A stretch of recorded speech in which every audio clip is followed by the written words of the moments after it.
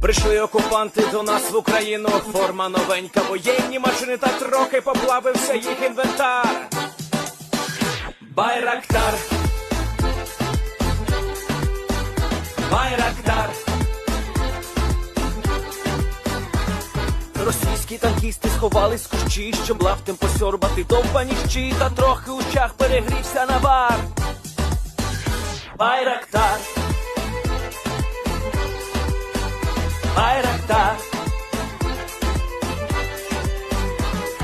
Приперли зі сходу до нас барани для восстановлення великої страни. Найкращий пастух баранячих отар.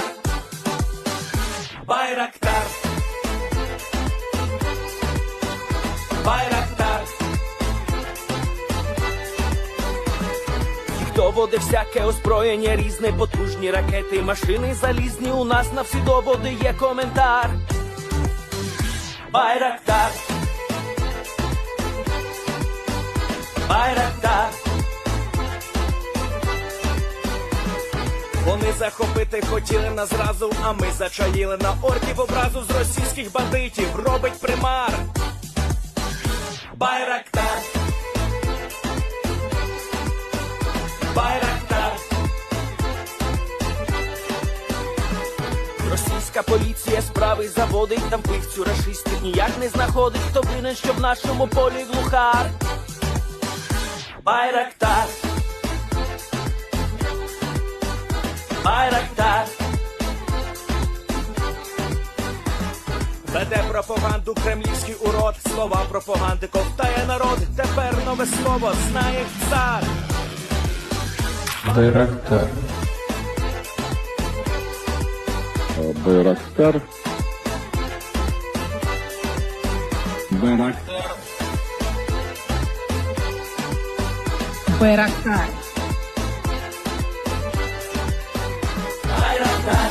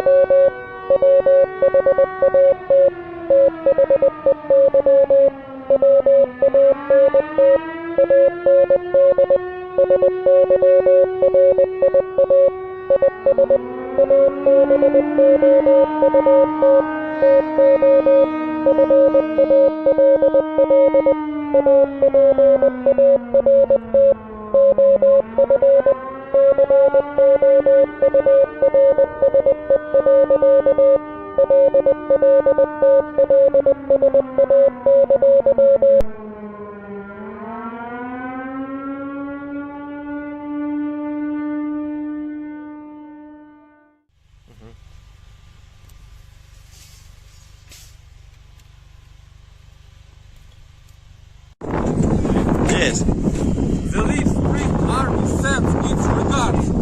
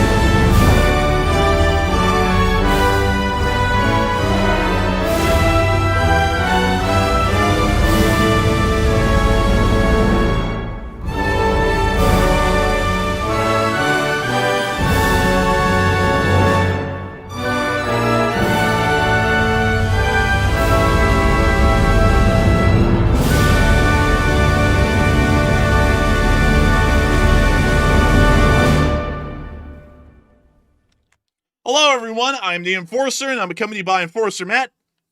And good evening, folks. It's Enforcer Matt, and welcome back to day 1182 of the War News stream. And today we have very big news that Israel is finalizing plans to attack Iranian nuclear sites. Also, U.S. officials are warning of a Syrian government collapse, and a cargo ship was hijacked near the Iranian coast. And right now, the details are sparse, but a ton of news to cover, and it's good to see you all once again. And of course, we're going to be covering the past 48 hours of news from around the world, as we've been able to hear of significant developments inside of the Middle East over those past 48 hours, as well as significant developments inside of the state of Ukraine, as well as a significant defense initiative that has now been started by the orders of the Office of the President of the United States. We have an absolutely massive amount of news, as we have been able to hear that inside of the Middle East, the Israelis are now preparing their strikes against the Islamic Republic of Iran, with the United States openly saying that they will be providing additional intelligence and information for the Israelis to be able to go in and wipe out all Iranian nuclear research and development sites within their opening and secondary strikes.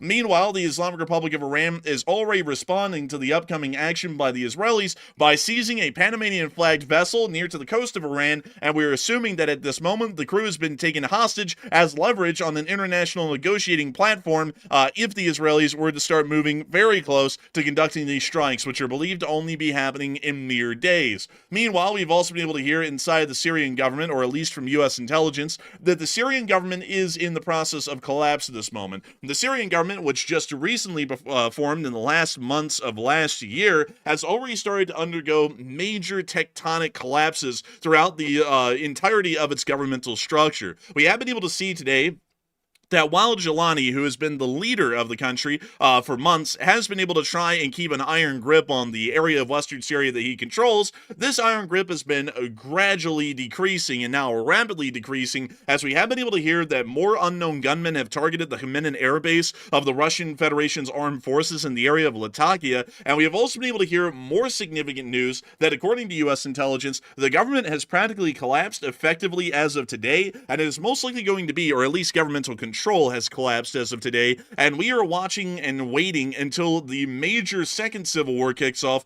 which according to current U.S. intelligence may even be more violent, more deadly, and more brutal than the first civil war.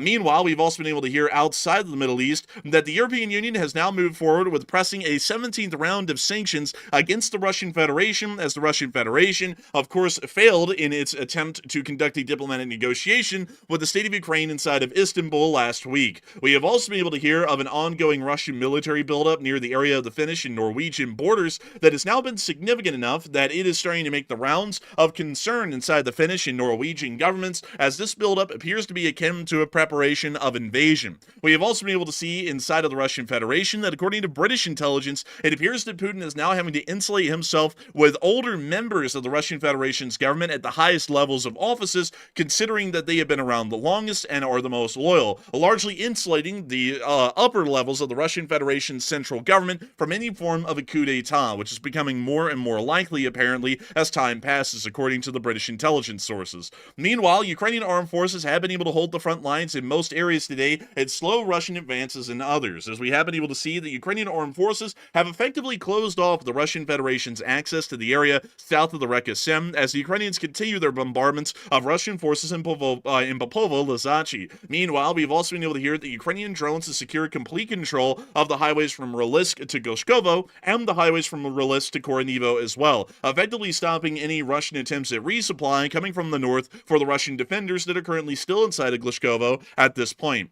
We have also been able to hear of major offensive and defensive action by Ukrainian forces between Chasiv Yar, Toretsk, and Pokrovsk, as the front lines have largely been stopped in these areas by Ukrainian defensive efforts and the Ukrainian counterattacks within specific directions. Meanwhile, the United States, through the Office of the President of the United States, has authorized $25 billion to be drawn down from executive funds to begin the construction of the U.S. Golden Dome program, a space-based missile interceptor system that is supposed to be able to intercept a wide variety of threats, I believe including intercontinental ballistic missiles, that may be fired at the United States within the future. And it is expected that this missile program will be completed before the end of the president's term. Nevertheless, we have a significant and massive amount of news to cover tonight, largely inside the Middle East, as it does appear that that powder keg is once again kicking off in pretty much full speed, as it usually does whenever it happens, and we've also been able to get that significant news from inside of Ukraine. I also want to give a little bit of an update for those of y'all who were wondering about other topics of news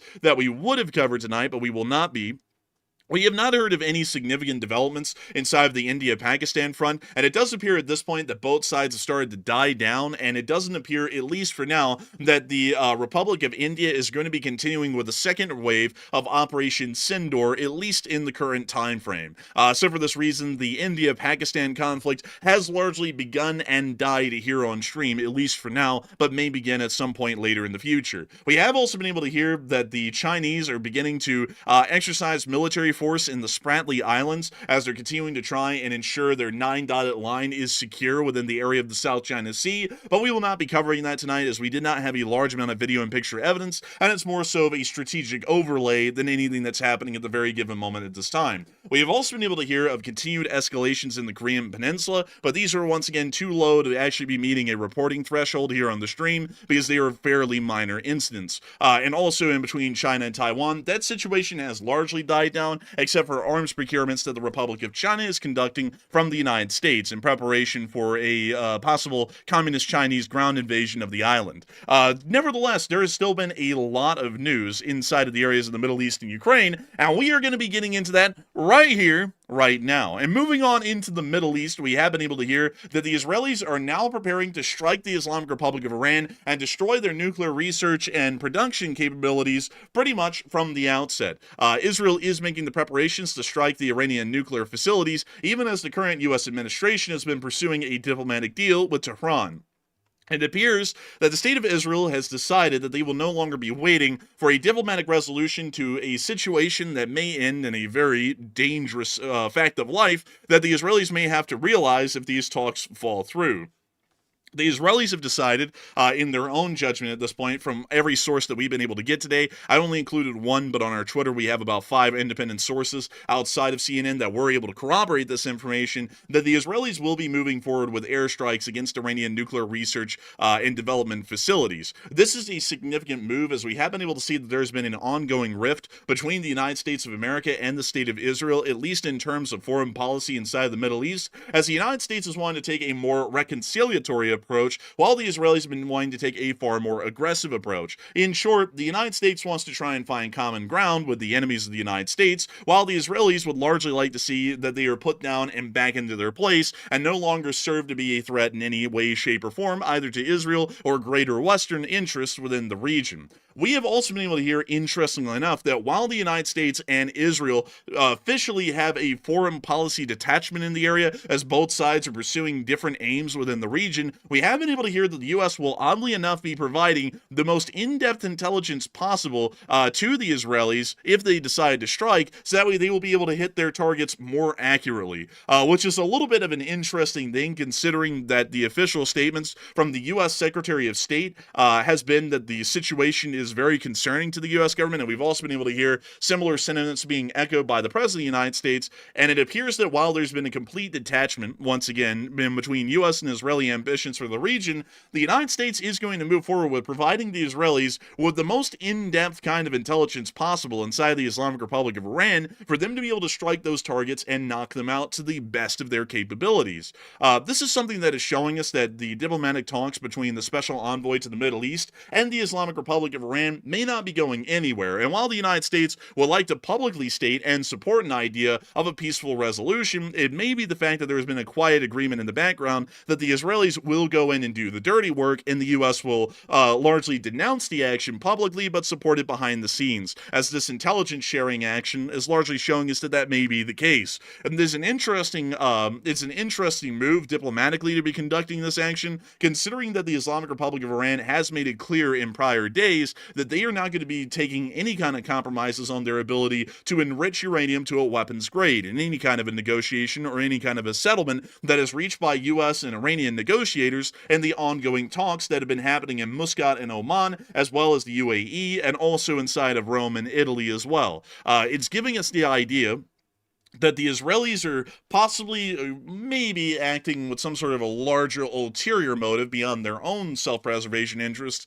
and maybe operating within the self-preservation interests of the United States as well, and its interest within the region as a representative of both. We have also been able to hear, in other words, while this information was coming out today, that the Iranians may be trying to line their ducks in a row, at least for what may be coming around the corner, so that they might be able to insulate themselves against any further kinds of Israeli aggression against the Islamic Republic of Iran, as we were able to hear information today that near to the coast of the Islamic Republic of Iran, a Panamanian flagged vessel has been hijacked by the country, and we do believe that the crew has been taken hostage by the Islamic Republic of Iran at this time, as the vessel is most likely impounded inside of Bandar Abbas. I cannot really give y'all a lot of specific details, as we have not been able to hear the exact type of vessel this was, but I will try and give y'all the best rundown I can based off of scenarios and situations that we've seen in the past. So once again, all of this information I'm about to give y'all is a completely conjecture and is not proven by anything so far that we've been able to get, but I will give y'all the basic rundown of the most run-of-the-mill kind of scenario that we're seeing right now.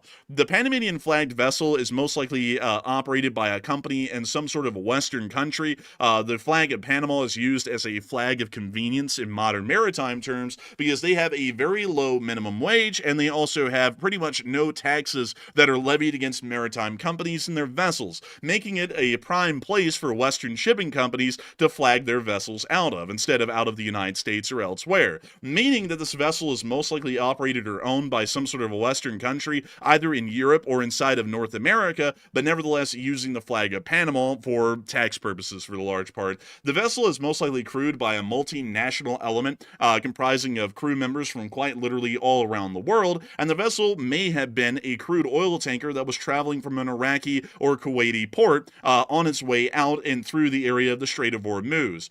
Considering prior actions in the past by the Islamic Republic of Iran, it is highly likely that the Islamic Revolutionary Guard Corps sallied forth from Bandar Abbas into the area of the Strait of Hormuz, circled the vessel, and forced it to divert inside of Iranian waters. Once the vessel reached Iranian waters, IRGC forces entered the vessel, took the crew, and then brought the vessel to Bandar Abbas, where it was most likely being impounded at this point. At this moment, we will have to assume that the entirety of the crew has been taken in custody, and the Islamic Republic of Iran may use their safety or lack of safety as leverage against the West if the state of Israel was to attempt some sort of an attack against the Islamic Republic of Iran here in the future, moving it from being a denuclearization effort to a attempt to largely negotiate a hostage situation at this point. As we have been seeing situations similar to these over the prior years conducted by the Islamic Republic of Iran, and usually the impounding and seizing of vessels such as these are usually an extension of some sort of a hostage effort by the Islamic Republic of Iran, largely using terroristic tactics to achieve some sort of a negotiating or a negotiated bargain with the West, so that way the West will not take these strong and severe actions that the Islamic Republic of Iran would believe they would take here within the near future. Beyond that, however, it does appear that the Iranians are already prepping for largely their terroristic actions in response to what may be coming around the corner from the state of Israel. And this time, based off of this action, a lot of people are starting to believe that this situation is quite serious. And also given the fact that the U.S. is openly stating that they are going to be providing intelligence to the state of Israel to help them to be more accurate in their strikes against the Islamic Republic of Iran. With this in mind, the U.S. is doing intel gathering operations at the moment to assist Israel if they decide to strike. And many people are starting to wonder about a larger question, it being, is that while the U.S. is negotiating with Iran, does this mean, since the U.S. is providing intelligence to the state of Israel for their strikes, that the United States will join in on the strikes along with the Israelis and start to strike Iranian targets throughout the country? And it seems as though there is a decent amount of people who believe different things on this one, as some people are saying that Israel will strike alone in the region and the United States will not be directly involved in any armed form in the actual strikes. Some others are believing that the U.S. will strike as well along with the Israelis, and our actions are largely waiting for the talks to completely fall apart between the Special Envoy of the Middle East and the Islamic Republic of Iran to move forward, although those plans are most likely already being drawn up by the Department of Defense at this moment. Others are saying that they're a little unsure and undecided at the moment. They may not have a lot of information to work off of, and others are saying that the Israelis will refrain from the strike, but that is a very small amount of people who believe that assumption. Nevertheless, Matthew, what are people thinking about this, and what are you thinking about it as well? All right. So about 48% of the audience said no, Israel will strike Iran alone, while 37% said yes, the USA will strike as well, along with Israel. And about 5% said Israel will actually refrain from the strike altogether. And it sounds to me like Israel is committed this time to actually going in and striking. And we had heard a lot of statements in the background that the USA was really discouraging them from doing that. But now that appears to have changed because the USA is offering a very good specialized intel to Israel if they choose to go in and strike the Iranian nuclear sites. So to me, what it sounds like is the USA is going to stay in the shadows on this one. They're going to let Israel do the dirty work, and we're going to sit back and claim plausible deniability. That's basically what we're planning on doing this time. But we are going to be assisting Israel in a secondary way, but we're not going to be actually going in and dropping bombs on the Iranians. And honestly, I would say, generally speaking, while I do advocate a direct U.S. response most of the time, I can also see a pretty good argument for letting Israel handle it themselves. This is Israel's region of the world that they're dealing with. And even though the U.S. has had a strong role in this region, it probably would be more appropriate to let Israel go in and do it themselves and simply give them the support they need to pull this off. But once again, I think we're going to stay in the shadows, but I think the USA is going to refrain from striking Iran directly. But Enforcer, what say you? I would have to agree with Matthew and the 48% as well that the Israelis will be striking Iran alone, as we have seen that the current U.S. administration has a very strong effort or largely a belief that the United States should not be involved in military activities throughout the entirety of the world at this time, whether or not there would be a good cause or reason for it. With this in mind, it appears that the United States may be realizing in the negotiations that there really is no way to move forward with Iranian denuclearization and have instead decided to start working with the Israelis in the background for the Israelis to conduct the strikes against Iran on behalf of the United States and Israel simultaneously without any direct U.S. armed involvement. This is an interesting move, however, because it is starting to show that the United States, while being a very large economic and military power, and also being the largest one on Earth at the time, is not willing to conduct any direct armed action against the Islamic Republic of Iran.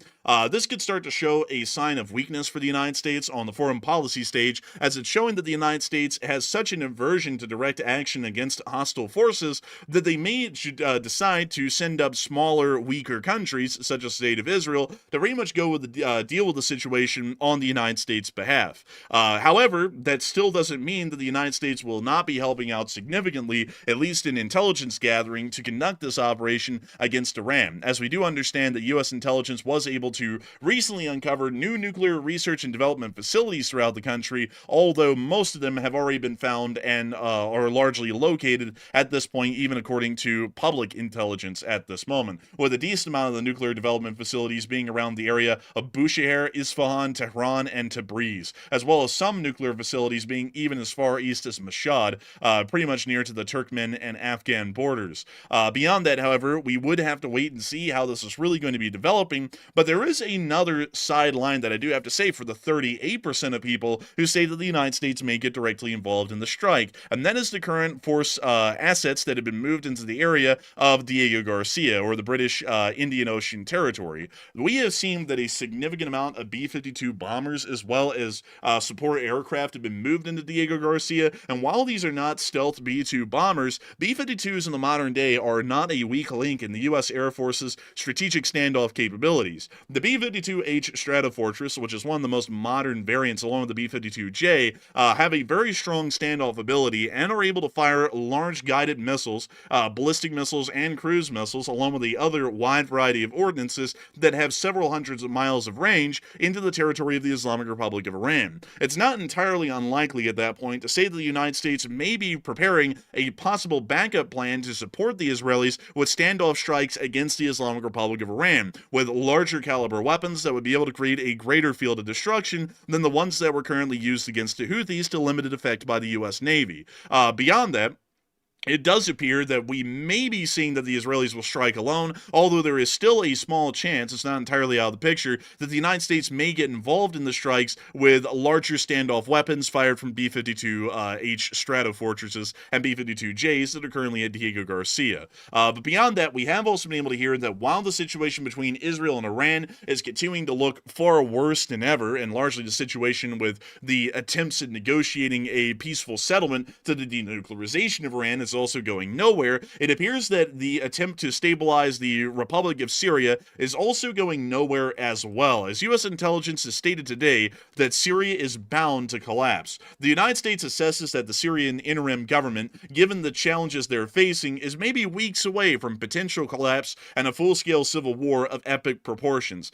Basically, the country splitting up, according to the current Secretary of State of the United States. It does appear that I wonder why that is, because we've been wondering. There's a lot of different terrorist factions operating within Syria's borders. So you've got ISIS that's sort of laying dormant right now. You've got all these other factions which are opposed to Jelani, and then you have the Druze down in the southern part of Syria. So you literally have a powder keg of so many different people literally vying for their own interest in Syria that it's basically a very weak grip that Jelani has in the government. And honestly, Jelani has not done a good job at all since he's taken charge. He started off by trying to lean pro-Western, then he went into a full-on extremist regime, and that's currently where he's at right now, harassing the Druze people and basically inviting really bad attention from the Israelis that are going to end up probably punishing that regime severely for what they're doing to the Druze people. So it's just I wonder which one is the worst threat to the Jelani regime right now that's causing this epic proportions of a civil war to come on the horizon.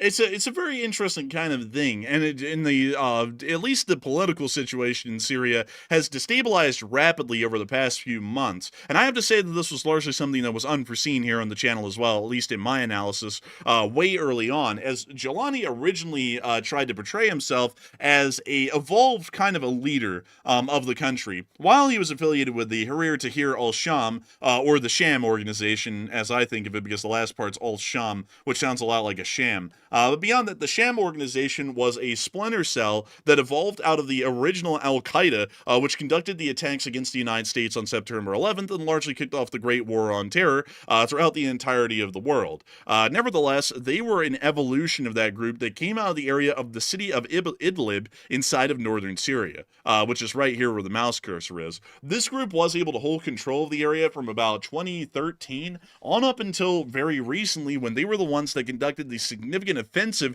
against Assad's Syrian Arab armies of the north and were able to defeat them and drive their offensive all the way to Damascus, forcing Assad into pretty much exile inside of the Russian Federation and pretty much ending the civil war at that point. At that time, Jelani did state that he was going to be attempting to create a democratic government that would actually respect the rights, privileges, and customs of all Syrian peoples throughout the entirety of the country, and then started to move into demilitarization attempts of all of these different rebel groups. It appears that, looking back in hindsight now, the attempt to demilitarize the other rebel groups and ask them to hand in their weapons for a central Syrian army was actually an attempt to completely neuter these organizations of any ability to resist Jelani's actions. As not long after, we started to see that Jelani's forces and Jelani's government started to take extremely radical actions, for the large part. That's really the best way it can be described, against the groups inside of Syria that did not fall under their specific religious and cultural customs, leading to large rebellions breaking out through the areas of Latakia, Toretsk, pretty much the entirety of the west coast, which is still in a largely active state of rebellion at this moment. And we've also been able to see that the Druze people have risen up in rebellion, and the Syrian Democratic Forces, once largely sympathetic or friendly to the HTS, have now started to become openly unfriendly to the HTS as well, as they are now conducting crimes against humanity throughout most of the areas of Syria that they control. It does appear that the worst case scenario came out of the situation of the HTS winning the civil war, where we saw that instead of a federal republic government or any form of a democratic institution existing in Syria, or even at worst an Islamic emirate existing within the country, which would be similar to Saudi Arabia, which is more so a kingdom, or the United Arab Emirates, which is also something of a kingdom but still a very benevolent one. We have now seen that this has turned practically into an Islamic state overnight, largely led by radical ideology and pretty much raw emotion, rather than any actual attempt to lead the country with a calm guiding hand of benevolence that would actually lead the country to be united. With this kind of a current political situation internally in Syria, I'm sure that many of y'all can see the real reasons why many of the Syrian people are starting to openly revolt against the government, and many are beginning to pick up arms again in pursuit of their own interests, like the Druze people, the rebels of the West Coast, and also the SDF never integrating with the HTS. We even know that the Syrian Free Army is still in control around the Atamf garrison perimeter and has not laid down arms and is actually protecting their perimeter, which you can see here in dark green, against the the Syrian Arab army of Jelani's forces in the HTS. It does appear at this point the situation is pretty bad, but if we were able to summarize why the situation has gotten this bad and why the Syrian government once again is now going through a complete collapse and de-evolution into a civil war, is because of the heavy-handed way that Jelani's government began to operate after they were able to take control of the large population centers. It appears that pretty much embroiled them to be able to conduct whatever actions they saw fit and to bring forward the radical kind of government that would be expected from an Al-Qaeda splinter cell, really with absolutely no regard whatsoever to whether the people of Syria would take that well or not. And for this reason, once again, radicalism is driving the Syrian Arab Republic into a state of absolute civil war all over again. Right now, they pretty much already are in a state of civil war once more, but we are expecting that this state of civil war will most likely start to devolve rapidly into a full civil war, most likely within the next several weeks, as the central government at this point is quite clearly too weak to maintain control, and it appears that their control of even Western Syria is very weak at this moment.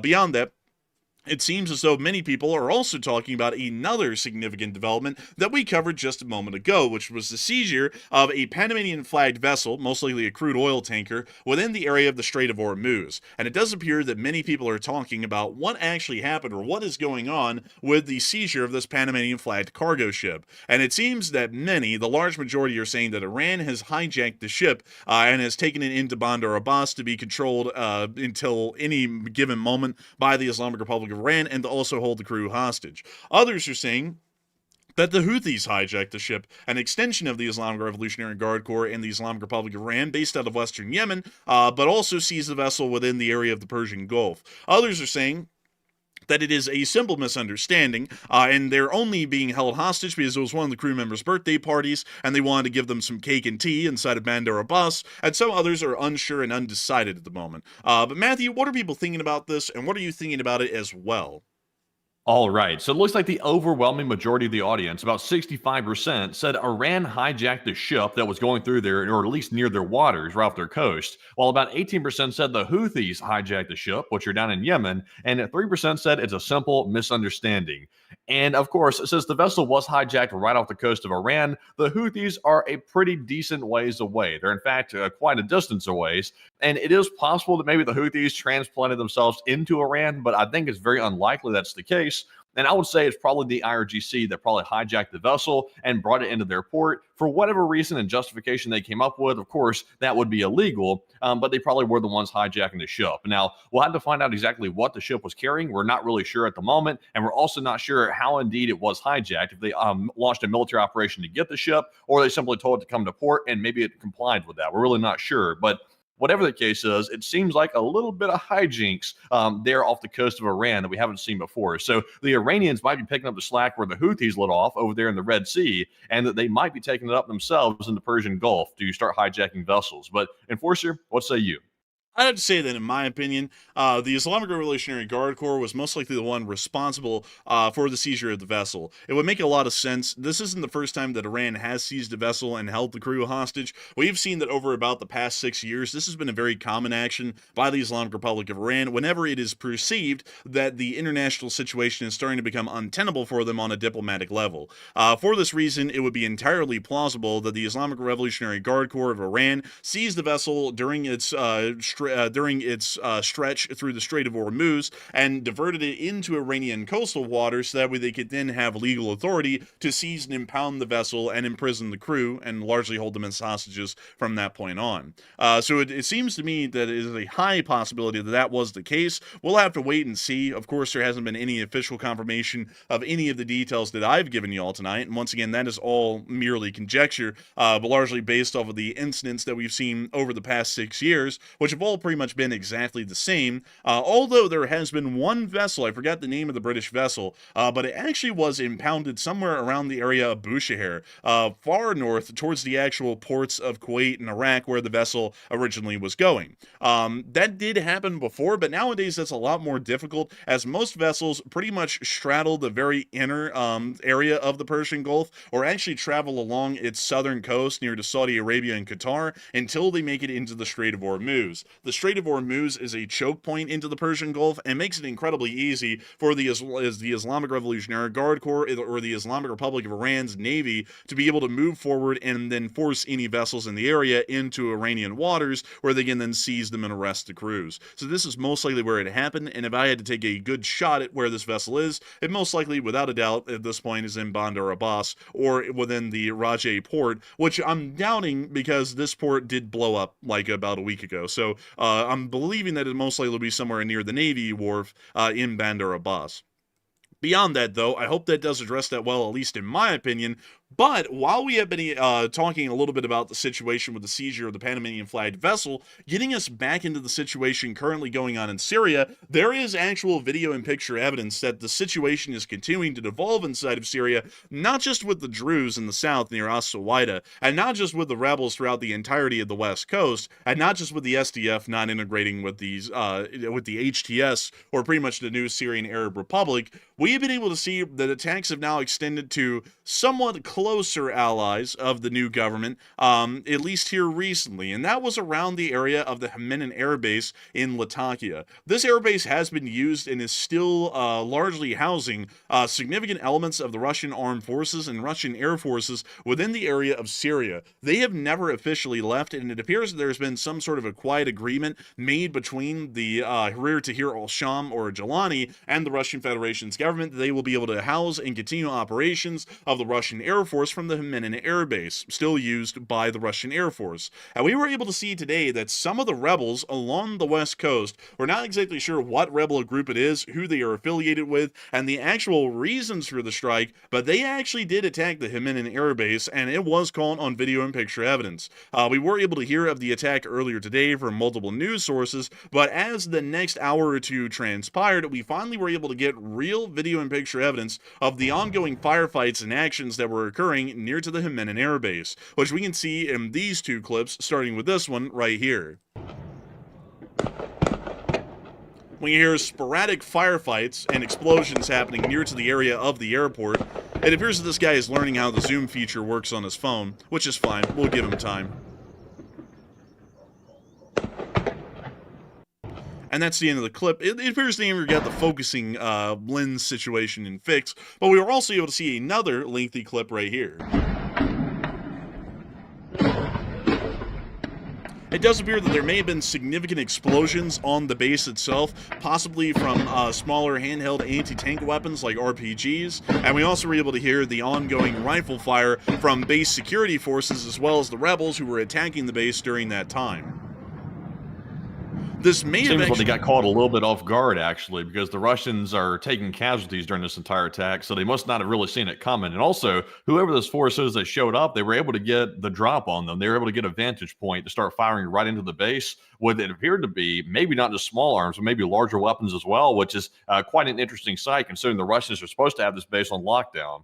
It is an interesting sight, and it's also even more interesting that considering that there is an ongoing rebellion within the area and the entirety of Latakia is under control of rebel forces still to this day, that they didn't lock down and create a larger security perimeter around the airbase. It's a little bit of an odd thing, I have to admit. And I don't really know how the Russians can be incompetent literally everywhere, because right now, once again, they were embroiled in the middle of a rebellion. It's currently going on around the base. You can actually see that from the Syrian Civil War map. So let me go show that to y'all really quickly to get y'all some proof of that right here. So this is the Syrian Civil War map, and you can actually see right there in the red is the Latakia Air Base, right there where the mouse cursor is, and right over here, near to some of the larger towns just to the north, like, for example, let me make sure that I'm getting one of these correct here, because there's one listed on this map, and it actually looks like it is the town of Kilmako, which is currently under complete rebel control, which isn't that far. It's really spitting distance from the airfield of only 3 miles away, and somehow they have not created a larger security perimeter around the airbase to be able to stop or avoid these kinds of attacks. So it does appear that they were able to inflict significant casualties onto the Russian forces today, along with some possible equipment losses, although we have not been able to confirm that with video and picture evidence yet. Still, we could see the firefights here in this clip, and we could see them rounding out, at least from where it was filmed, from what appears to possibly be a Russian outpost or a observation tower on the perimeter of the airfield. But that's the end of the clip, and moving on from that, it does appear that at this moment, even the Russians are no longer safe inside of Syria, because the rebels are beginning to ramp up their actions not only against the Jelani government, but also against the Russian Federation's remaining forces at the Hmeimim Air Base inside of Syria. It does appear that many people are starting to talk about this ongoing situation as Russia's Syrian airbase, the Hmeimim airbase near the Latakia, was ambushed by unknown rebel forces today, causing major damage and casualties to the Russian forces at the base. And a lot of people have been putting in their thoughts about this, and it seems that a major majority of people are believing that a new Syrian faction, a new rebel force, is wanting the Russian Federation removed from the country. Others are saying that it may be covert Western forces in a Call of Duty Modern Warfare 2 mission that have decided to fly in on Loach and then conduct their own attack against the airbase and tell everyone that they're a freaking onion mason. Others are saying that they're unsure and undecided because they don't really know what's going on with this, which is fair. And some others are saying that it seems like a random outburst, kind of like, you know, the Syrian equivalent of crashing out and then everything will get back to normal. Nevertheless, what are people thinking about this, Matthew, and what are you thinking about it as well? All right. So this is the first major attack we've seen on this Russian airbase in months, actually. And this one was on the ground, and the force that was attacking got the drop on the Russians. So that is unusual in itself, which indicates some very strong pre-planning before this force showed up. Of course, we don't know who it is, but they did show up and inflict some really bad casualties on the Russians, which was quite an embarrassment to see that. Then the Russians don't even know who really struck them. That's the crazy part. But 68% said a new Syrian faction wants Russia gone out of Syria, while 12% said it's likely covert Western forces, and 9% said it kind of seems like a random outburst of some random group of people. And I will say, I'm actually with the 67%. I think a new Syrian faction wants Russia gone, and so far, the Russian regime is basically aligned with the Zelenskyy regime, which is currently in charge of Syria right now. And the Russians have a long history of doing terrible things to the Syrian people, including using chemical weapons on them and all kinds of other war crimes. So it makes sense that the Syrians would not want the Russian government and the Russian military staying here. And Jelani seems to have forgotten all that and made an agreement for Russia to stay, which a lot of people in Syria, I'm sure, are not happy about. So this appears to be, in my opinion, a new Syrian faction popping up and attacking the Russians, and it is a symptom of the U.S. intel that we've currently been told today that the entire country is on the verge of a major civil war of epic proportions. This is the first bad sign we're seeing, indicating that is likely very true. And I'm going to say this is about to probably pop off, like the United States was warning about, in just merely a couple of weeks. So this is certainly one to watch. But Enforcer, what say you? It's a very interesting situation that we're seeing going on in Syria, because if y'all will note, and this is something that I want to make sure that we point out here, is that currently a lot of the ongoing rebellions outside of the Druze regions of the southeast are actually within the most population-dense area of Syria, which is the Syrian coastline. Out of every single area in Syria, most of the population lives to the coast, but the significant number of the population lives directly on the coast between Latakia and Toretsk. If we look at this map, which might be a little bit hard for y'all to see here on screen because it's not denoted incredibly well, but there are small red lines around the areas of the west coast that are pretty much creating these little bubbles. That's actually rebel control areas that have been under control for a significant portion of time at this point, months on end now. The ports of Toretsk and Latakia have been controlled and held by rebel forces for indefinite periods of months at this point, and it doesn't appear that that's going to be changing anytime soon. And it also appears that all of the rebellions ongoing right now are actually happening within pretty population-dense areas. We have also been able to hear of ongoing rebellions near to the city of Homs, which we can see right here, which we largely believe are led by some sort of radical Christian militia of a sort, considering that there is a significant population of Christians in the city of Homs, which is fairly distinct. You don't really find them elsewhere. But generally along the west coast, it appears that actual ethnic Syrians are rising up in rebellion against the Jelani government, which is starting to show that they're losing a lot of control over the major population centers, even in Jelani's government, as they have lost control of the Druze, which is a significant portion of the southeastern population of Syria. They are now losing control over the major coastal populations, which still make up the lion's share of the population inside of the Syrian Arab Republic, and it even appears that they are now losing control of cities like Homs along the major highway leading from Aleppo to Damascus, which could start to quite literally split Jelani's forces in two, where the main stronghold is in Damascus and a secondary stronghold is inside of Aleppo, somewhere within that area. The situation's looking pretty bad, and it appears to me that it's going to become the Game of Thrones sort of a civil war that was going on previously while Assad was running the Syrian Arab Republic, where multiple different factions will once again be fighting for control of the entirety of Syria. But one thing is quite clear: Jelani's government was not the way forward, because it appears that they have been rejected by pretty much everyone except for the most radical factions that are from the area around Idlib, which is still well under Jelani control, or HTS control for the large part.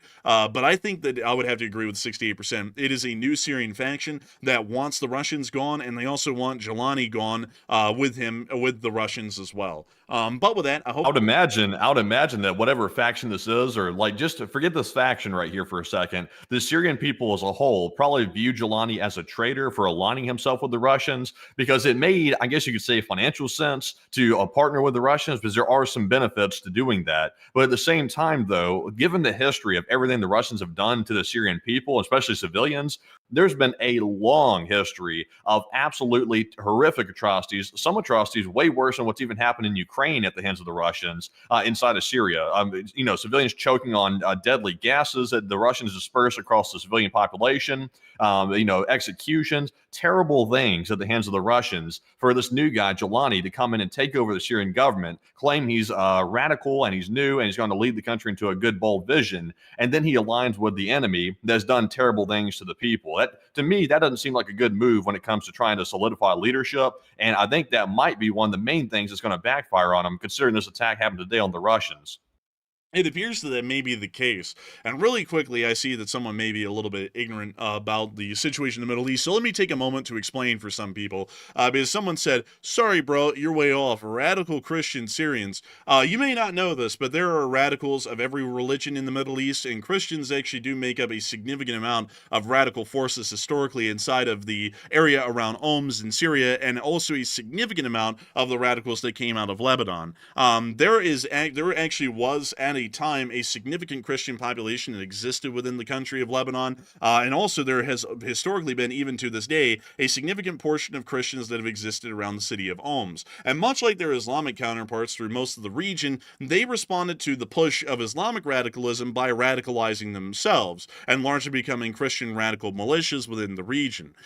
We've seen that quite prevalently during the Lebanese Civil War, which the Civil War was largely fought primarily by radical Islamic militias such as Hezbollah, as well as I believe it was called the Lebanese Front or the United Front, which was a radical Christian militia on the opposite end of the Lebanese Civil War, which made up the bulk of their fighting force. And we have been able to hear that in the past, there has been a significant amount of rebel activity by Christians living in Homs, as they state that they are being oppressed by the majority Islamic governments of Bashar al-Assad, and we would largely believe that by extension now, Jelani would also fall under that group as well, meaning that the small rebel control strongholds around the city of Homs, pretty much directly along the highway, are mostly controlled by Christian militias, more so than any other kind of an Islamic militia that we would find along the West Coast. That's just how it works. Like, saying that there can't be radicals in Christianity because you're a Christian's a little silly, because I think the entirety of the IRA was a radical Christian group in Ireland that was car bombing everyone in Britain for about 30 years. So a little bit tough to make that assertion that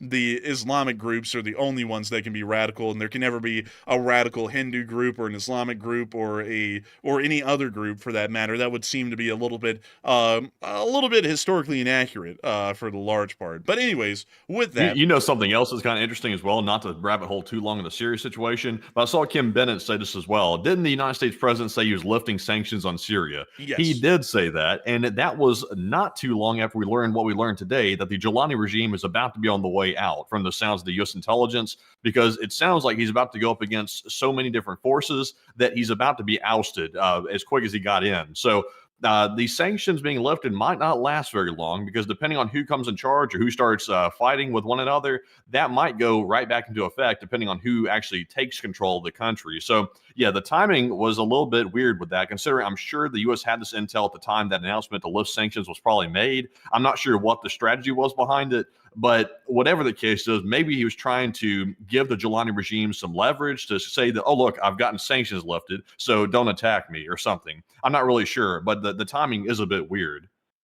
It is a fairly weird thing, and I don't really know what the move was, because considering that he's wildly unpopular in Syria, lifting sanctions on them almost appears that we are in support of the Jelani government as well as the Russians, which means that is now going to start curbing future Syrian rebellions, and if one succeeds, we are mostly going to see that it is vehemently anti-Russian and vehemently anti-American simultaneously, which means that it most likely will maybe even spurn into a far more radical kind of government than even Jelani's currently. It may align itself with Iran entirely, as it may be the only country in the region that has a significant play in how this new civil war is going to unfold that isn't appearing to directly support Jelani's government, either by the Russians or the United States.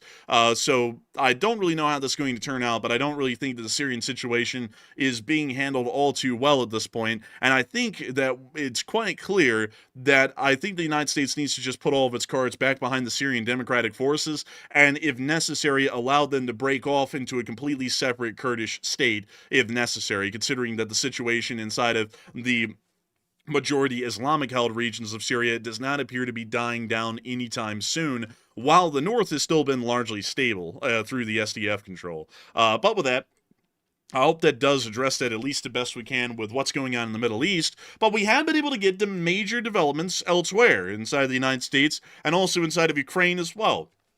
But before we move on into those developments, I do want to say that we have had an interesting amount of questions tonight, quite an interesting amount of them specifically on the Middle East. And I hope that tonight, folks, my coverage has been good. I actually spent a good amount of time researching this and really trying to figure out how to do this monologue tonight for the first hour. So I hope it has come off as well polished and well researched as I could have made it, because I really did put a lot of effort into this tonight to try and make sure that we could put out all of this information and news as best as we possibly could, and also make it sound like it was a very intelligent assessment.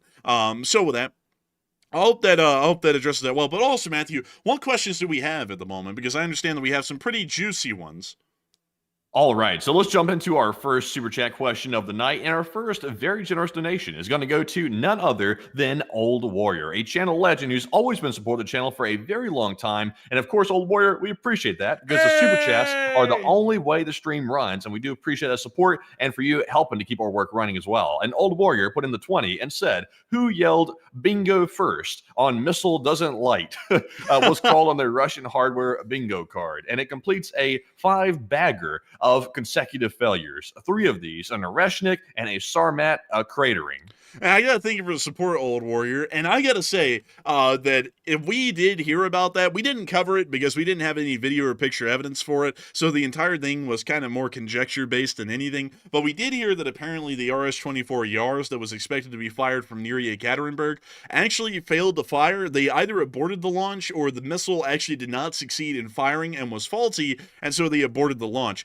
Any way that it happened, the launch was apparently aborted, at least according to intelligence sources, which is pretty embarrassing if true. Once again, we don't have any video or picture evidence to back that up, so we're just working off of what was stated publicly, and that's why we didn't make a video on it either, is that we didn't have any video or picture evidence of it, and we also didn't have any satellite pictures like we had of the Sarmat explosion at the pad when that occurred a while ago.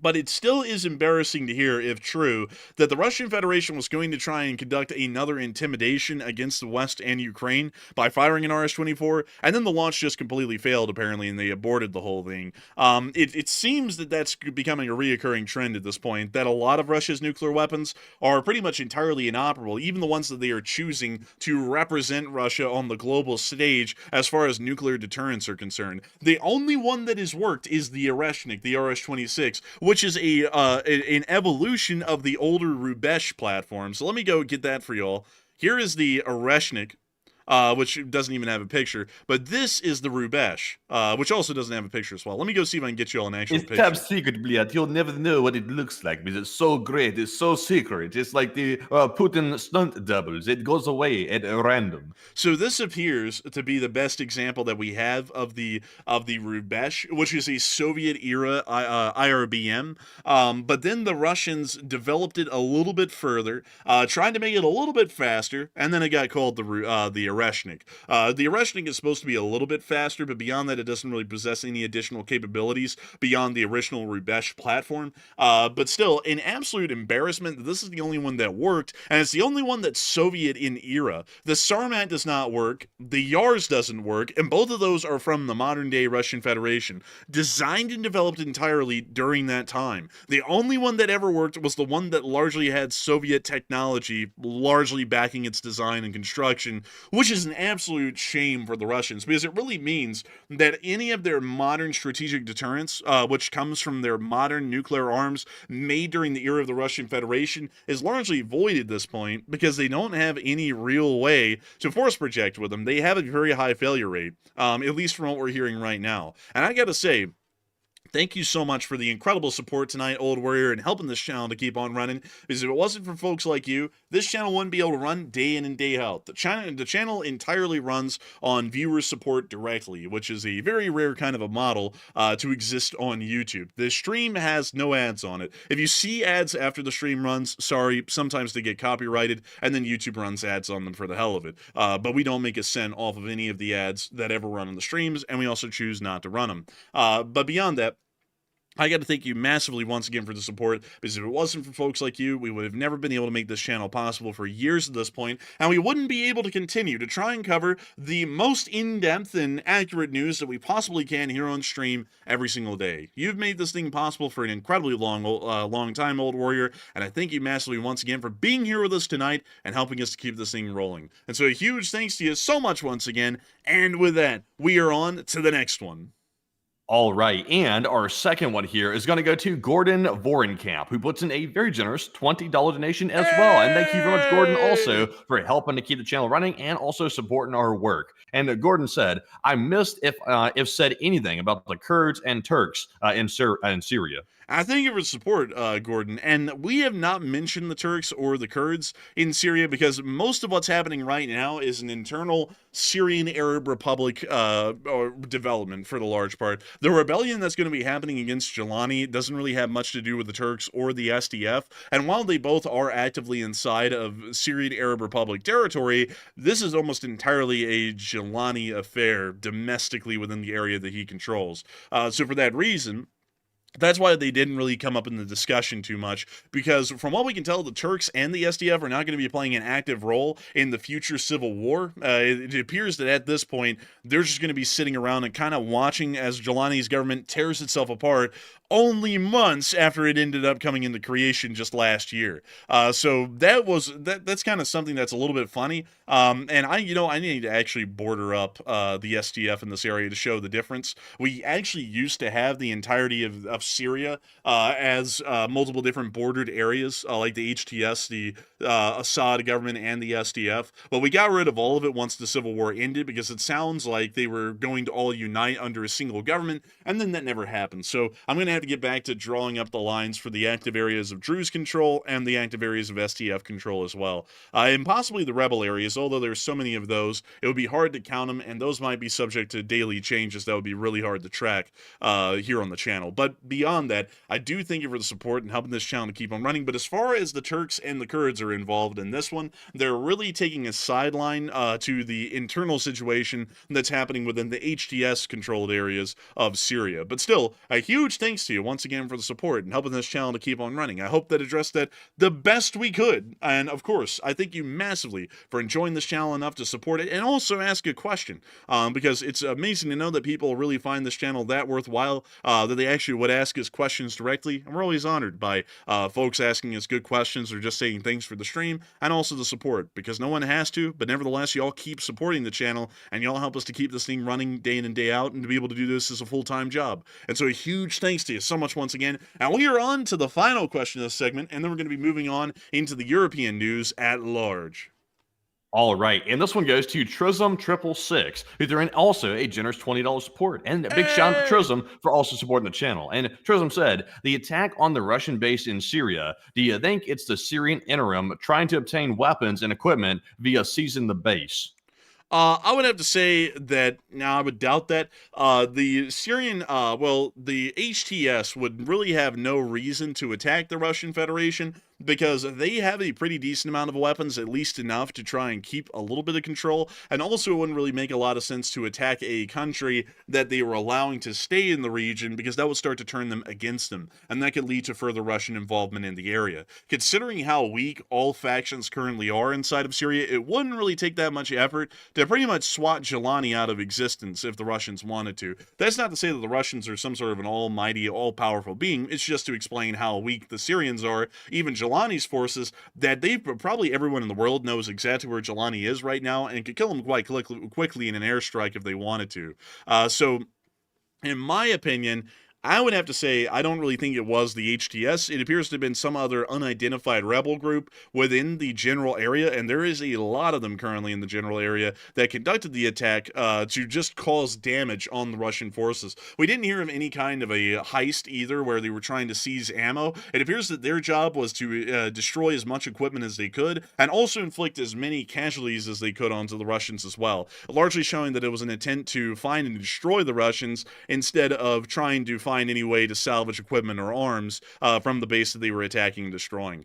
So with that, I hope that does address that fairly well. And I got to thank you once again for support and helping this channel to keep on rolling. And also, Derek Molina said, no one answered my question. Did the ICBM work? The short answer is, from what we know, it didn't. All we know is that the launch was aborted, but we really don't know a lot of the additional details as to whether the missile failed to fire or whether they even tried to fire it in the first place. Beyond that, the attack was aborted, which has led to a strong belief that the missile may have actually failed in the launch, and they just largely just carried the missile away and are most likely conducting maintenance on it at this point. So with that, I hope that does answer that question well, because that's the answer to the question, and I feel like we addressed that somewhat subliminally with Old Warrior Super Chat. But beyond that, I do thank you so much once again because it's a good question, and I'm glad that we were able to clarify that for everyone. Thank you for choosing Enforcer for your nightly news. That almost sounded like you said they're doing maintenance on the ICBM. You said they carried it away for some tinkering. They probably did. I mean, if it failed, they have to carry it away for maintenance. So there's probably some little Gopnik out there with a wrench who's opening up the side panels and trying to figure out what happened and why it failed, if it did fail. Seems like it might just be time for the trash bin for that one, because it seems like nothing the Russians want when it comes to like a nuclear missile type weapon seems to work properly. They all seem to be kind of duds, but they're keeping that very, very secret. And they should, honestly, because for national security for Russia, they should keep that secret, because the moment that other people start thinking that their missiles don't work, that could be a very strong weakening of Russia's nuclear defense systems that they have. It could be. Another thing that's also interesting to think about with that is that if it did fail, why did it fail? And would that be an issue that the Russians would run into across the entirety of their nuclear force? Because it's entirely possible that one of the issues that led to the failure of the launch may have been corrosion of specific circuitry or wiring inside the missile, which could be a significant flaw if that is the case. That could be something that spreads across the entirety of the Russian nuclear force if that did happen, because that would be one of the likely areas where there was a point of failure would be inside of the IRBMs or ICBMs wiring or computer systems, which may have been corroded by the leakage of different kinds of fuels or anything else. Even exposure to the elements could eventually lead to corrosion if the body of the missile was not made to a high enough standard. We also have to realize that, at least from what we're knowing right now, a lot of the missiles that have been fired at the state of Ukraine or have been attempted to be fired have largely been from truck-based missile launchers, pretty much what are called TELs, I believe, which are let's see, I believe they stand for let's see, dang man, I forgot what that stands for actually. But beyond that, they're pretty much mobile missile launchers for the large part. We'll just put it that way because I forgot what the TEL stands for. Nevertheless, they are mobile, and because they are mobile, they are subjected to the elements a great deal, and considering that they keep these things moving almost all the time, downtime for maintenance would be a little bit rare, at least at this point. So there is a decent chance that just the elements alone and the exposure to the elements inside of its enclosed silo on the back of the truck, such as rapid changes in humidity from day in and day out, may have actually caused a decent amount of corrosion inside of the missile itself. But nevertheless... Oh, yeah, and you know they're not maintaining anything properly, because the Russians are basically siphoning money off of every single section of their government where they can try to siphon the money from to put it right toward the war effort. That's why they're siphoning money out of the social programs they have in Russia. They're siphoning it out of pretty much everything. So I'm sure that the nuclear defense and nuclear maintenance is probably one thing they're sort of like siphoning a little bit of money off of, which they can't afford, by the way, because Russia probably doesn't maintain the nukes good anyway. And now they're taking away the little bit of money they probably had allocated for maintaining the nukes, and they're putting that toward a frontline situation inside of Ukraine. So I wouldn't be shocked if they did that whatsoever. I wouldn't doubt that either. Also, another thing that I want to point out to y'all is that at least around the Moscow area, we can see that just on this week alone, there are sometimes temperature changes that happen in about a 15-degree variable with quite a considerable amount of humidity, 83% humidity, and a missile being exposed in a very lightweight kind of a silo on the back of a vehicle. For example, let's take the Topol M.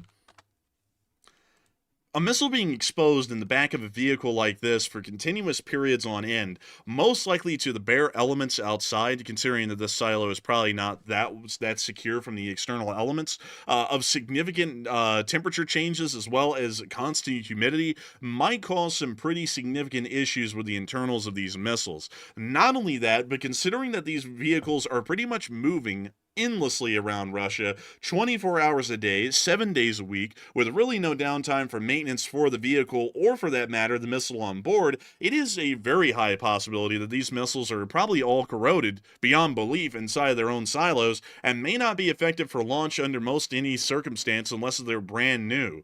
And that's something that's a little bit interesting, is that from what I know, the Russians do have a significant amount of nuclear ICBM silos throughout the country, but they also, unlike the United States, use transport erector launchers. I got to thank you so much. Let me see who said that here, because you did get it correct. TEL was from Matthew, Curatolo, and also Teria Alila, who did get that correct. Those are called transport erector launchers, those specific kinds of vehicles. The United States doesn't have any of them.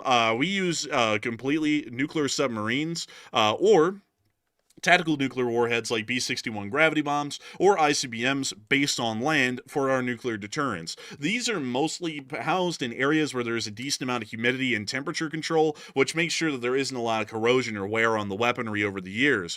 On the other hand, the Russians don't really have that kind of control, at least when transporting a nuclear weapon around on the TEL. So for that reason, these missiles are having to either incur a far more expensive maintenance interval to keep them operational, or the Russians are forgoing that expensive maintenance interval, which is highly likely, and these missiles are most likely not operable. Either one could be the case. But anyways, with that, I hope that discusses that whole side of things well. Very interesting kind of discussion. But moving on from that and on into the remainder of the news that we have tonight, I am going to be moving on to our interim news before we get to Ukraine. We're going to be covering this one briefly. But we were able to hear that the President of the United States has approved $25 billion to go to the Golden Dome project. From what we've been able to hear today, which we have gotten more details, the Golden Dome is going to be Star Wars 2.0. Some of y'all may know what I'm talking about, and I'll explain a little bit here really quickly. Star Wars is what it was dubbed. I believe it was called the Strategic Defense Project or Initiative. But beyond that, Star Wars was a orbital-based weapons interception system that was originally conceived and developed during the era of Ronald Reagan's presidency that was supposed to be able to stand off and shoot down Russian ICBMs while they were flying on their way over the Arctic and towards the United States. The project was shot down back then due to cost concerns, considering that the technology that would be required was far ahead of their time, and not only that, the cost of keeping these kinds of systems operational or even getting them into orbit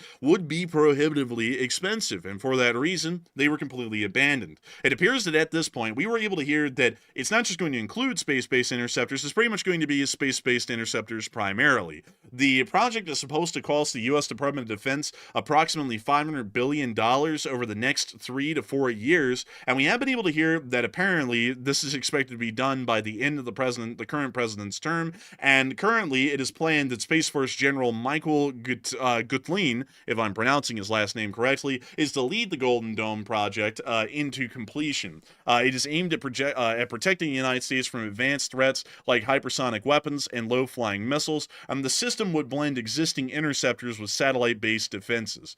It is a bit of a bizarre kind of a system, considering that it's been shot down for decades now for being prohibitively expensive, but it sounds like we may have some sort of space-based interceptor systems in orbit over the United States within the next few years to be able to try and stop any kind of incoming attacks. I really don't know what the threat would be. Like, I gotta be honest with y'all here, I don't really know why this would primarily be based to protect against hypersonics, because like, if we're gonna design the system to protect against hypersonics, wouldn't it just make more sense to make it protect against ICBMs? Like, at least in my opinion, because a hypersonic missile, even traveling at Mach 10, would take about 3 hours to cross the Pacific, or about 3 hours to come from Russia over the Arctic, or really, just in a straight line path over the globe to the United States as well. So pretty much all hypersonics are about 3 hours away from launch from hitting the United States, giving us a load of reaction time. On the other hand, ICBMs are only 30 minutes away till impact when they fire. So wouldn't it make sense if we're going to make a system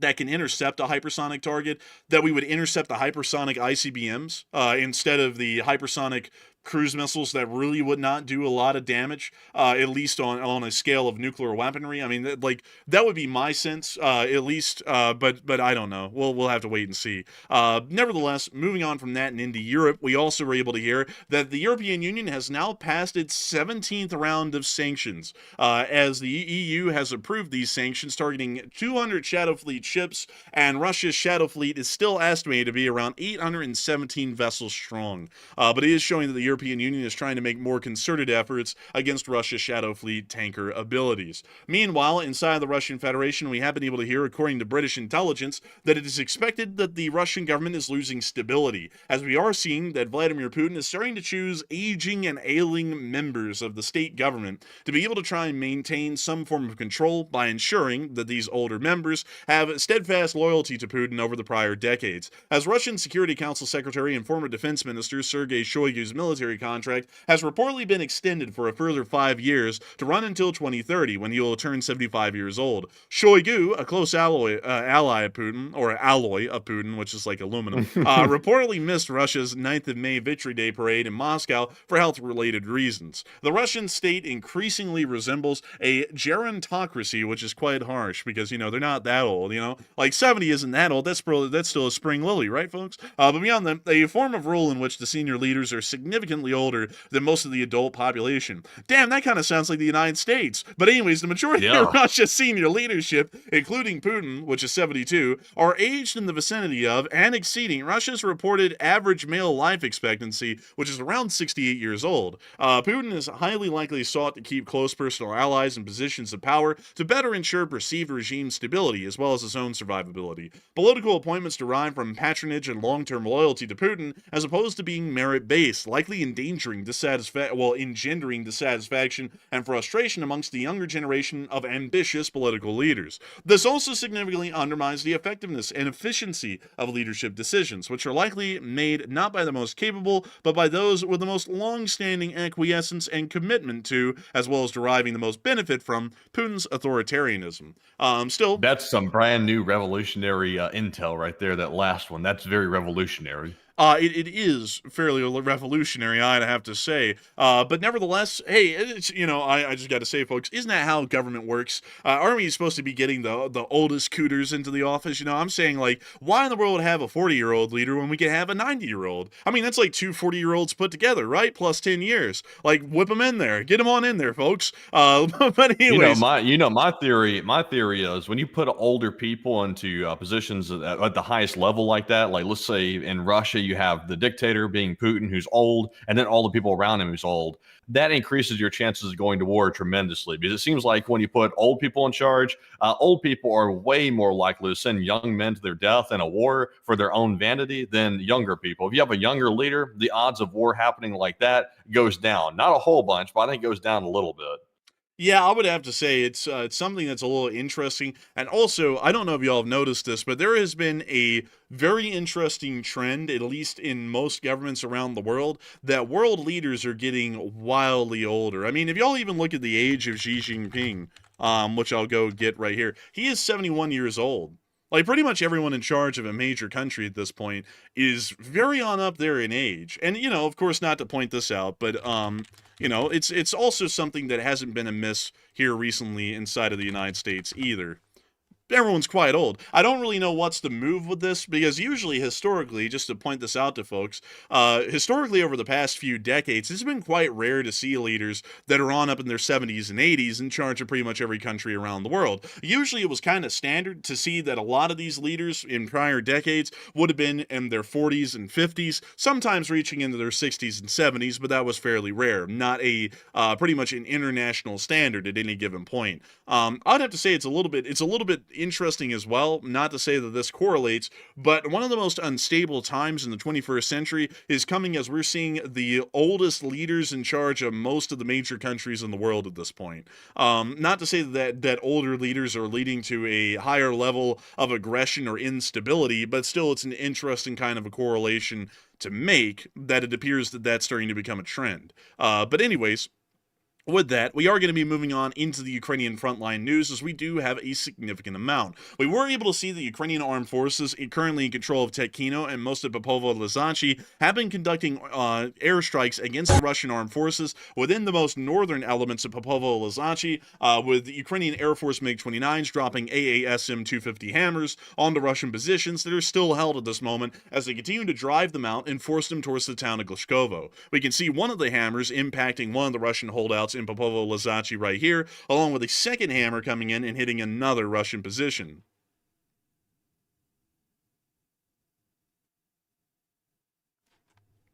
It appears that the strikes were successful, and we are trying to figure out and see if the Ukrainians are going to be making any kind of advances in the future, because since they've taken Tekhino and Popovo-Lizanchi, it doesn't appear that any significant advances have followed from that point, but we are hearing that the Russians are apparently soaking up a decent amount of losses in the area, and not only that, the Ukrainians are once again extending their longer range drone abilities to be able to strike at Russian logistics forces traveling along the Relist to Glashkovo highway and the Relist to Koronivo highways simultaneously. These are a significant distance from the active front line at this moment of about 18 miles in, which is equivalent to about 30 kilometers. The Ukrainians haven't been able to possess this ability for years, and it appears that they're once again rolling it out in the area of this region, impacting Russia's supply capabilities and therefore fighting abilities against the Ukrainians in Tekhino. And just to put this in mind, the Ukrainians started to panic that the Russians just got this ability last week. The Ukrainians have had this ability for about a year, but we were able to see that the highway is under Ukrainian control as the Russians were filming destroyed supply trucks and logistics vehicles that had been destroyed along the Relist-Koronivo highway.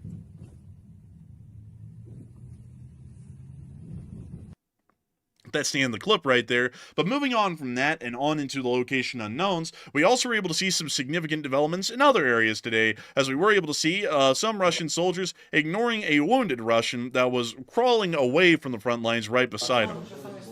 And you see that right here. And you see they actually look away from him. They don't even pay him any mind, and they just walk right past him.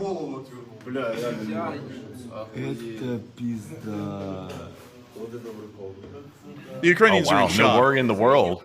Man, the Ukrainians are like, oh my god. What were they carrying? Just a stretcher or what? What were the Russians carrying? They were just carrying their rifles and packs. Like, they had no medical mission in mind. They're just going to the front.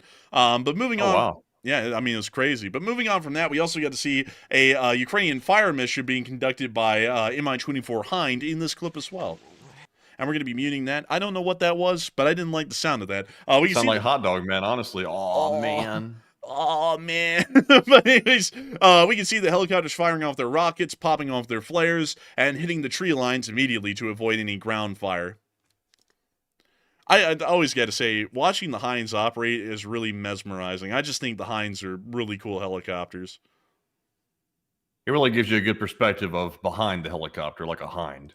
Yeah, you know, really hind-in kind of an operation here. We also got to see a special-made Ukrainian Humvee MLRS, which actually, interestingly enough, is using a Croatian 128mm MLRS system that the Ukrainians custom-mounted onto the Humvee.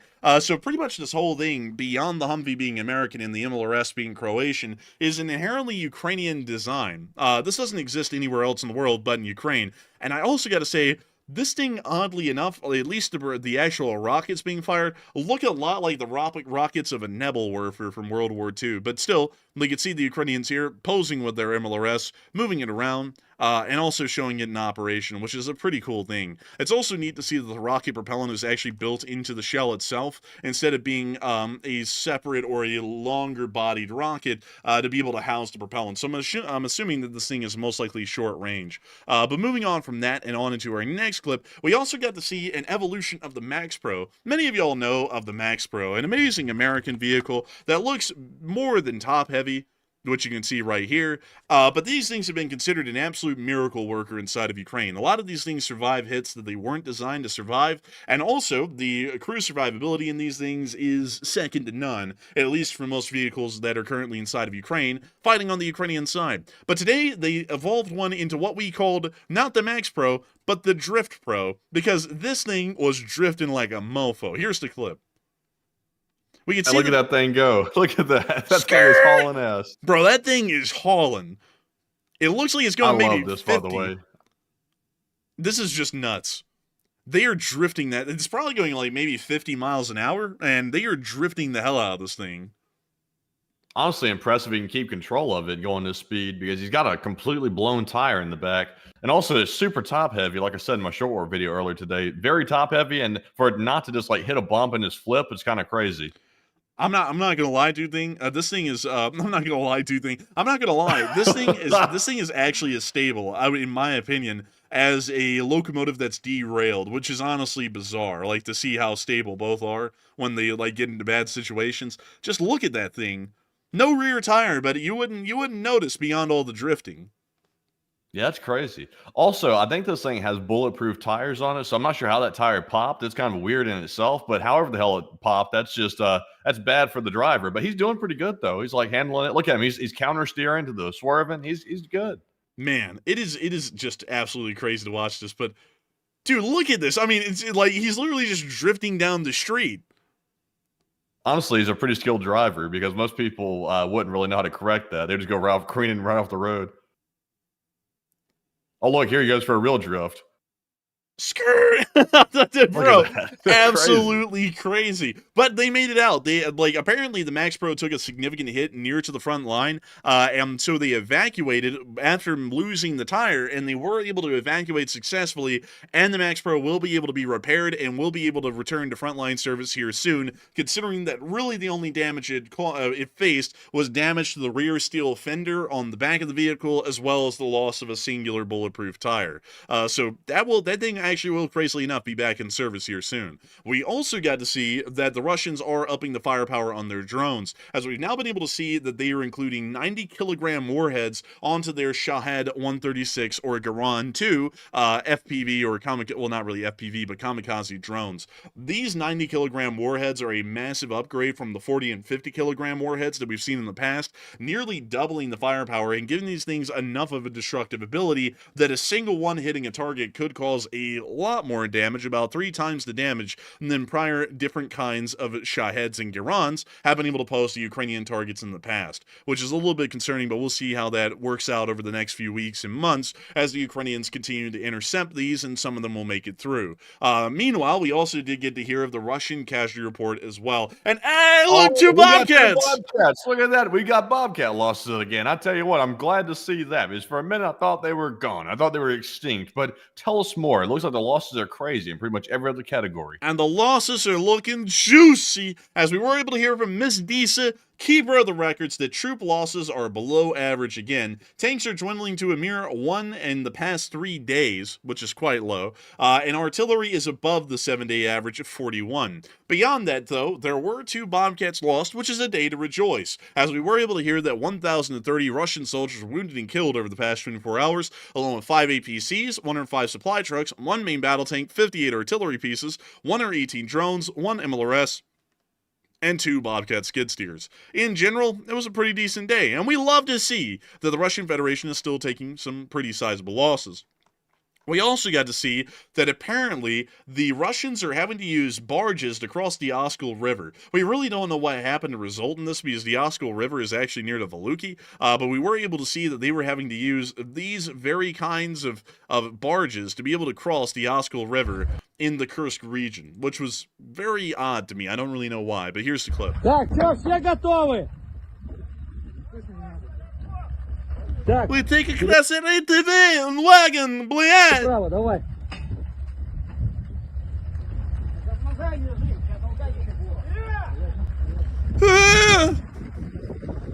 Bro, that's what I sound like when the waiter's like, who got the burning hot cheese dip? Like, that's me.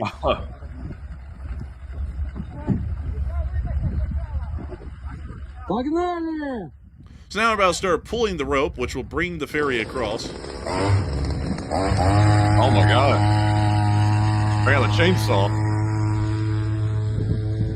I don't understand. What is that motor and where is it coming from? Like, do you see anywhere where a motor would be mounted to this thing? I don't see one anywhere, to be honest with you. I think it might be coming from either behind them or in front of them. There are oil drums down there. They made wooden like like forklift pallets as the actual flooring of this thing, and then we hear what sounds like a chainsaw motor, and it starts moving. I'm a little bit confused on how this thing is working.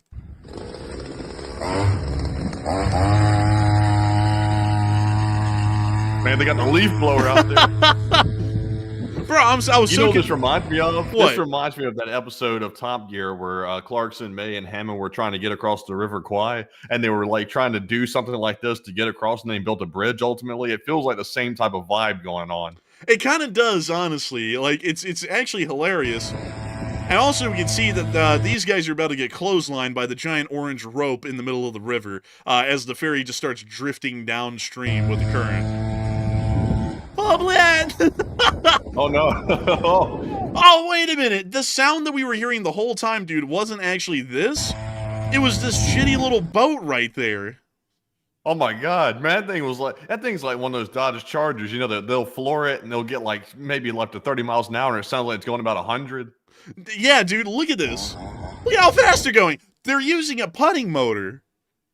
Man, that's crazy, honestly. Bro. That thing's got no exhaust. Dude, what kind of a putting motor is that? Because, you know, those are made for, like, fishermen that are trying to move around at really slow speeds, but also not really startle the fish. So who the hell, like, in Russia is like, yes, this loud son of a bitch that's vibrating the whole air and water around it. This would be perfect for fishing. Like, that guy's gonna be, like, the worst fish. Whoever buys that, the fish are running away. Because they're feeling the vibrations of that engine and that loud-pitched noise throughout the entirety of the lake. The fish are running from you. They're not coming back. Like, they're gone. Kind of like the Russian economy. Also, man, I gotta give it to them, man. They picked the river with probably one of the strongest currents to try this on, because look at the current through the whole clip right here, like when the leaf blower starts. Look at the flow of water. That's moving at like a good walking pace downstream. So, like, let's build a ferry with a very limp slack line to pull it across on a very strong current river. This is just destined for failure. Yeah, it really is, truly. But let's see here. Let's get to the end of the clip. Oh, no way! Oh my god, this is powered by men. Like, pulling the thing across. Look up there on the bank. It's just a couple of guys with a rope pulling them. Man, honestly, that's a good workout right there. That's a good way to build up the biceps and stuff, you know. Dude, they're like the Russians are losing the war so badly at this point, resource-wise. The song of the Volga boatman is coming back. You know, have you ever heard that song, Matthew?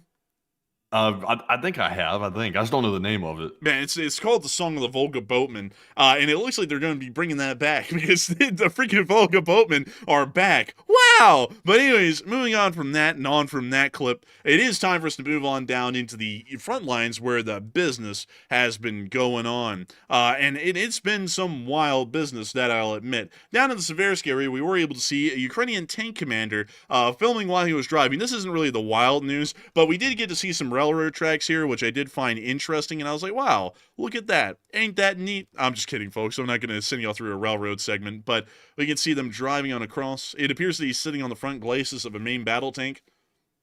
And he is. Look at that. And oh, dang, they're Is really that the picking... reactive armor on the front of it, by the way, that he's sitting on? Yeah, it looks like Contact 1 ERA tiles. Oh, it was a Leopard 2! Dude, I was thinking for a minute, I was like, wow, that thermal discharger on the barrel is freaking massive. So it's a Leopard 2 that he was riding on. Not to mention Zavor. Do not mention Zavor! Also, it appears that they built a training field in a rail yard. That's cool. Ah, very nice. We see him running over a car, or more so, dragging the car. And now they're climbing over it. I'm not gonna lie, the Ukrainian mods to the Leopards actually do look pretty cool.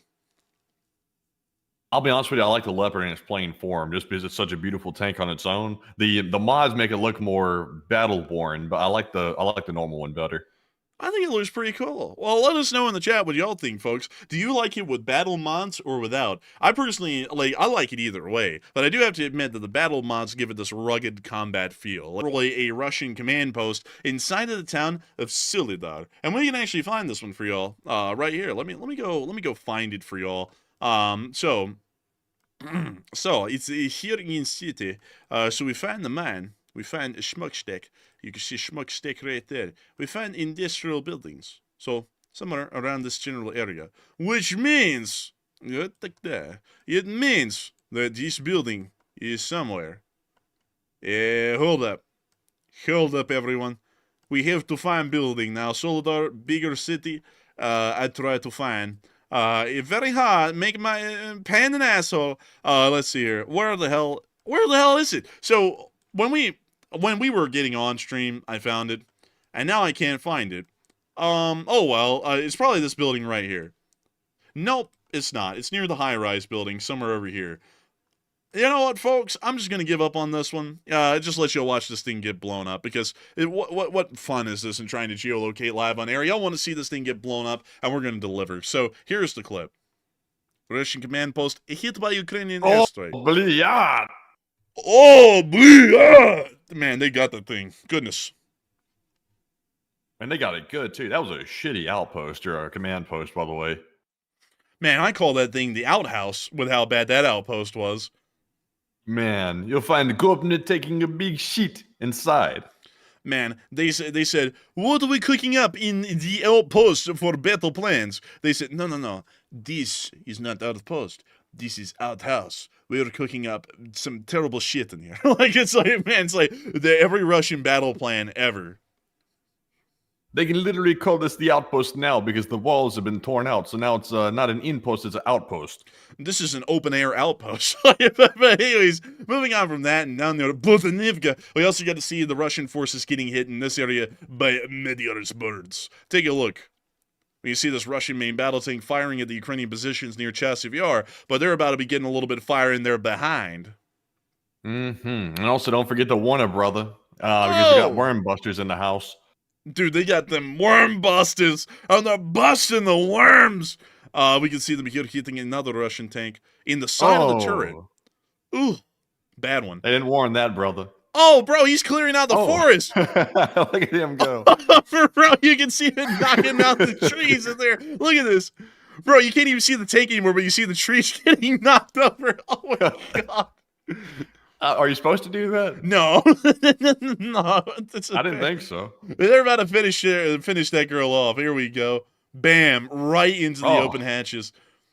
So what happened is that when they hit, apparently they either knocked out or killed the driver. So he just laid on the pedal and went running through there. Terrible thing to do. You actually aren't supposed to drive into trees or any other kind of debris with the turret facing forward, because if the barrel hits anything, you can literally destroy the barrel, the gun, and also the shocks that absorb the recoil on the gun. And also, if the turret's gun hits anything and it hits it hard enough that it starts to force the turret left or right without it being controlled by its motor, you can actually destroy the turret gearing mechanisms as well, or traverse systems, which pretty much also knock the turret completely out of action as well. So pretty much this tank was already inoperable and would require significant repairs when we saw it here at this point in the clip. But after this hit, that thing is out for the count. And man, call that Russian a bushmaster because he's making it through easy. Dude, call this thing a KTM, because they were clearing out trees one day and then went bust the next. But moving on from that and on into the next clip, rip KTM, by the way. We also got to see the Ukrainians destroying numerous Russian ground drones near the Chasiv Yar in this clip too. There is the Russian ground drone. It appears to be an RC car, but they call it an NRK, or a NARC. We can see them hitting the NARC. Was that cocaine? Did you? What were the bricks? What were the bricks? I joked about it being a narc, and then there was like bricks all over the top of this thing.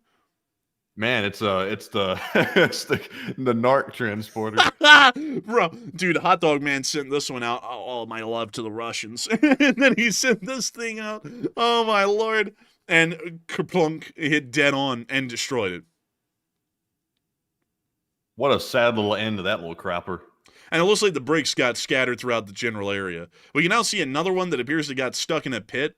Good job on the Russians. And they just blew that one up. And we can also see this one that has a trailer and a cope cage. Kind of a little elaborate. Doesn't matter. It got blown up. And we also got to see another one, also elaborate, getting blown up as well. Good job from the Raggy unit. But moving on from that and on into our next clip further down the line near Andriivka, we also got to see a Russian armored vehicle getting hit as well. And here is clip of Raggy unit hitting vehicle. They need that Swan's Lake music playing over those, so it'd go perfect. Man, honestly, man, I was for some reason I was listening to like the YouTube autoplay music thing on my account, and for some reason it started playing that Take 5 Jav song. You know the one I'm talking about that goes I think so. Dude, honestly, man, that would fit over any war clip. Honestly, that fit over anything. But we can see here this BTR. There's the thing. This BTR MDM, also called the Rakushka, about to get its back blown out. But here's the clip. That came out really badly, but y'all still get the point. Here's the clip, and when you see it rolling on along.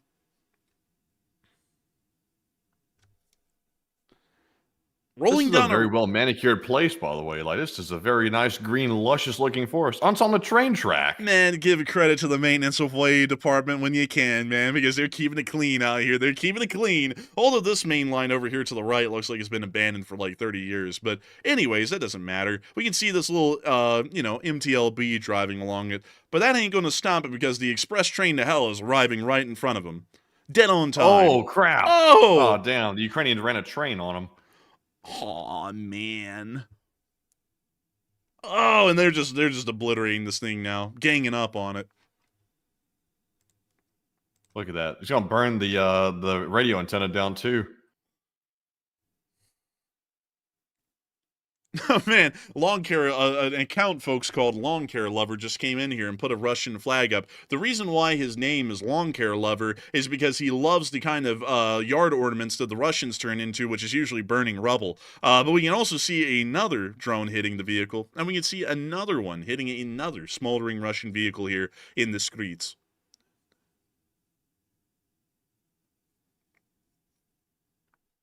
Man, look at that. Toasting. Burning blood. So hot.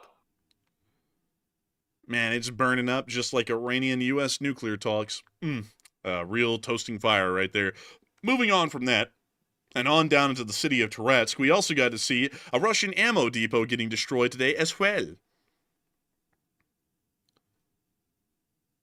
The walls are made of boxes, which suggests it's an ammo depot. Goodbye to the ammo depot. Very simple, very easy. We also got to see a Russian tank getting hit by the 28th Mechanized Brigade inside the city as they played heavy metal, which I guess makes sense because the tank is made of heavier metals. We could see here another drone coming in and getting ready to land its hit as well onto the tank. Oh!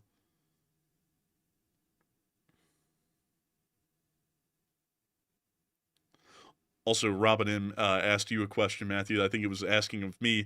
Yes. Yeah. Everyone gets us all confused, folks, because we don't know what's going on in the chat anymore. Because like some people say Enforcer for President 2040, some people say Enforcer Matt for President 2040. Enforcer for Matt. Enforcer for Matt for 2040. But I don't really know if a lot of people know which one of us is Enforcer and Enforcer Matt. The one who's yapping all stream that usually talks in a higher pitch is the Enforcer. That's me. Hello. And then the one who talks a little bit less during the stream but does more of the behind the scenes stuff while this tank cooks like Orville Redenbacher popcorn is Enforcer Matt, who's the co-host. Say hello, Matthew. Hello. Oh, there he is. See, that's him. But anyways, moving on from that and on into the next clip further down the line and towards the area of Pokrovsk, we also get to see a successful medical evacuation. Taking a little gander at this from the Latakia unit.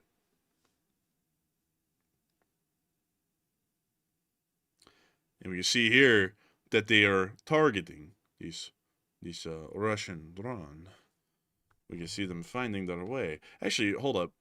Oh, yeah, sorry, this is a medical evacuation. Sorry, folks, this is a 13-kilometer medical evacuation done by an autonomous drone.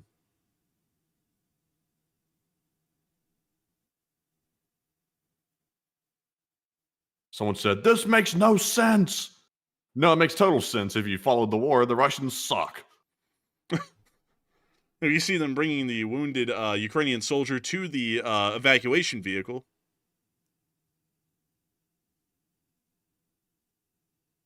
And there goes O'Looney. But we can see them getting the wounded guy in here.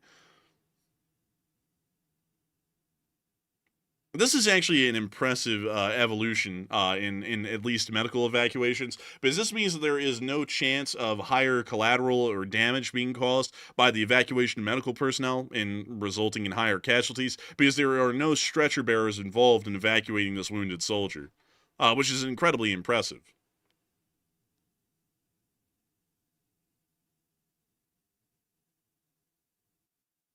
And we see that they blurred everything out in this clip, which really makes no sense as to why they showed it. And they're also showing the vehicle trudging through the grounds below right here. Is that somebody on it? Yeah, that's a wounded guy on it. Huh.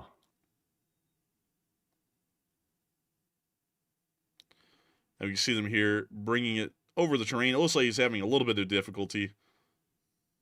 Man, I would hate for that thing to flip backwards and fall on me or something. If I was wounded, that'd be tough.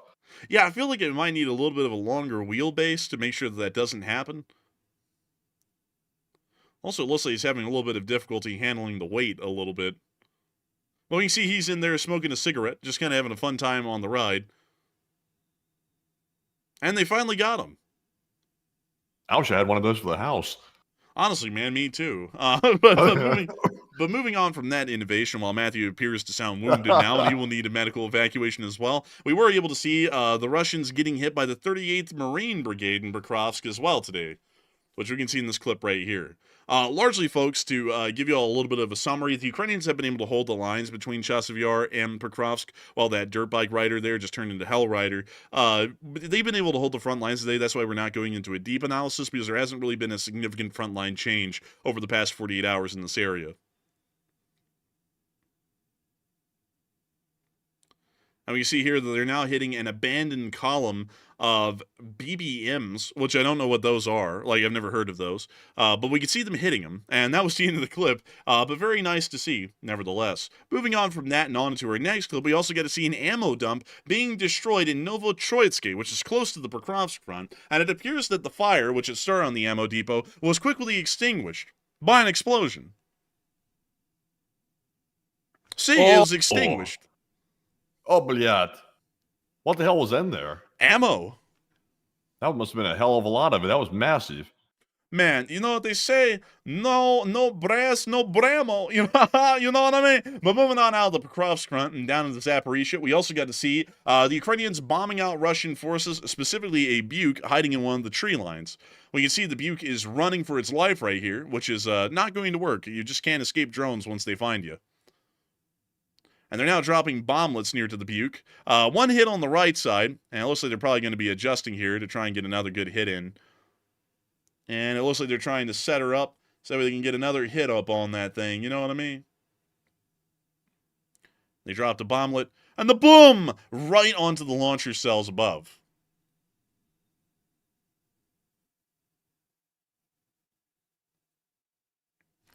And we now see the Russian crew most likely abandoning the vehicles. The Ukrainians continue to finish it off, hitting the engine bay right there near to the rear of the vehicle. And now we can see them moving around it.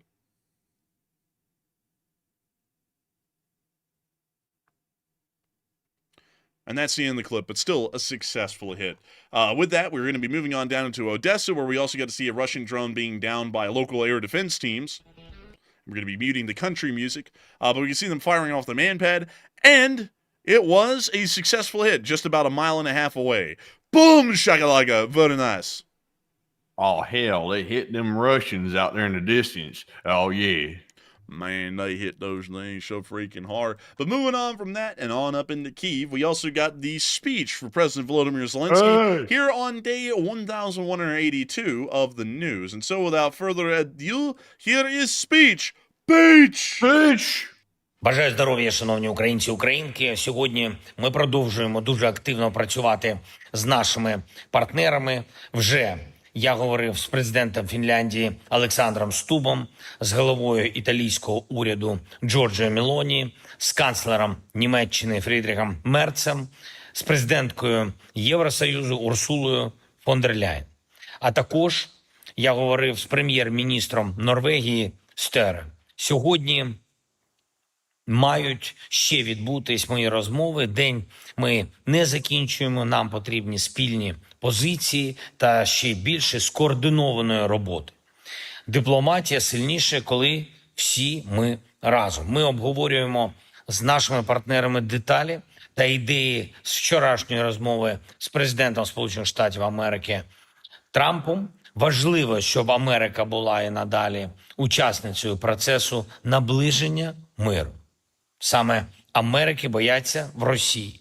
Саме американський вплив здатен зберегти багато життів, якщо буде впливати на Путіна заради завершення війни. Ми говоримо з партнерами про наступні зустрічі з росіянами, прямі перемовини, до яких Україна абсолютно готова, і будь-якому форматі, який дасть результат. Я вдячний усім, хто нам допомагає. Сьогодні є важливі рішення щодо санкцій. Новий європейський санкційний пакет вже 17-й. Це крок в правильному напрямку. І має бути взагалі стільки санкційних кроків, скільки потрібно, щоб Росія зацікавилась миром та відчула повну ціну за агресію та бажання затягнути війну. Саме Москва затягує війну. І тому російська нафта, танкерний флот, вся їхня енергетична інфраструктура, що фінансує війну, всі їх банки, всі фінансові схеми, військова промисловість Росії – все це має бути цілями для санкцій. Обговорили з Урсулою фон дер Ляєн наступні санкційні кроки. Кроки Європи – це 18-й пакет з санкціями, він вже готується. І також є рішення Британії щодо санкцій, і я дякую за це. Ми продовжуємо працювати на різних рівнях із Америкою щодо санкцій. Переконуємо, що саме це потрібно, що Путін не брехав щодо закінчення війни. Час покаже нашу правоту. Був сьогодні в Україні з візитом кронпринц Норвегії. Дуже символічно. Ми цінуємо цей крок. Це крок підтримки нашого народу, боротьби українців за свою державу і свою незалежність. Багато робимо разом – Україна та Норвегія. Цього року Норвегія надасть нашій державі майже 8 мільярдів доларів підтримки. Сьогодні ж в розмові з норвезьким прем'єр-міністром ми обговорили якраз енергетику. Гарантуємо Україні енергетичну стійкість.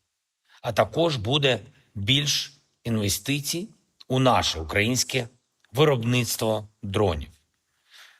Хочу подякувати всім партнерам, хто допомагає саме так, інвестуючи у виробництво зброї зараз в Україні, щоб наші технології, щоб наші виробництва згодом працювали на спільну безпеку. Обов'язково гарантуємо надійний мир. І жодного дня не припиняємо збільшувати українську силу. Слава Україні!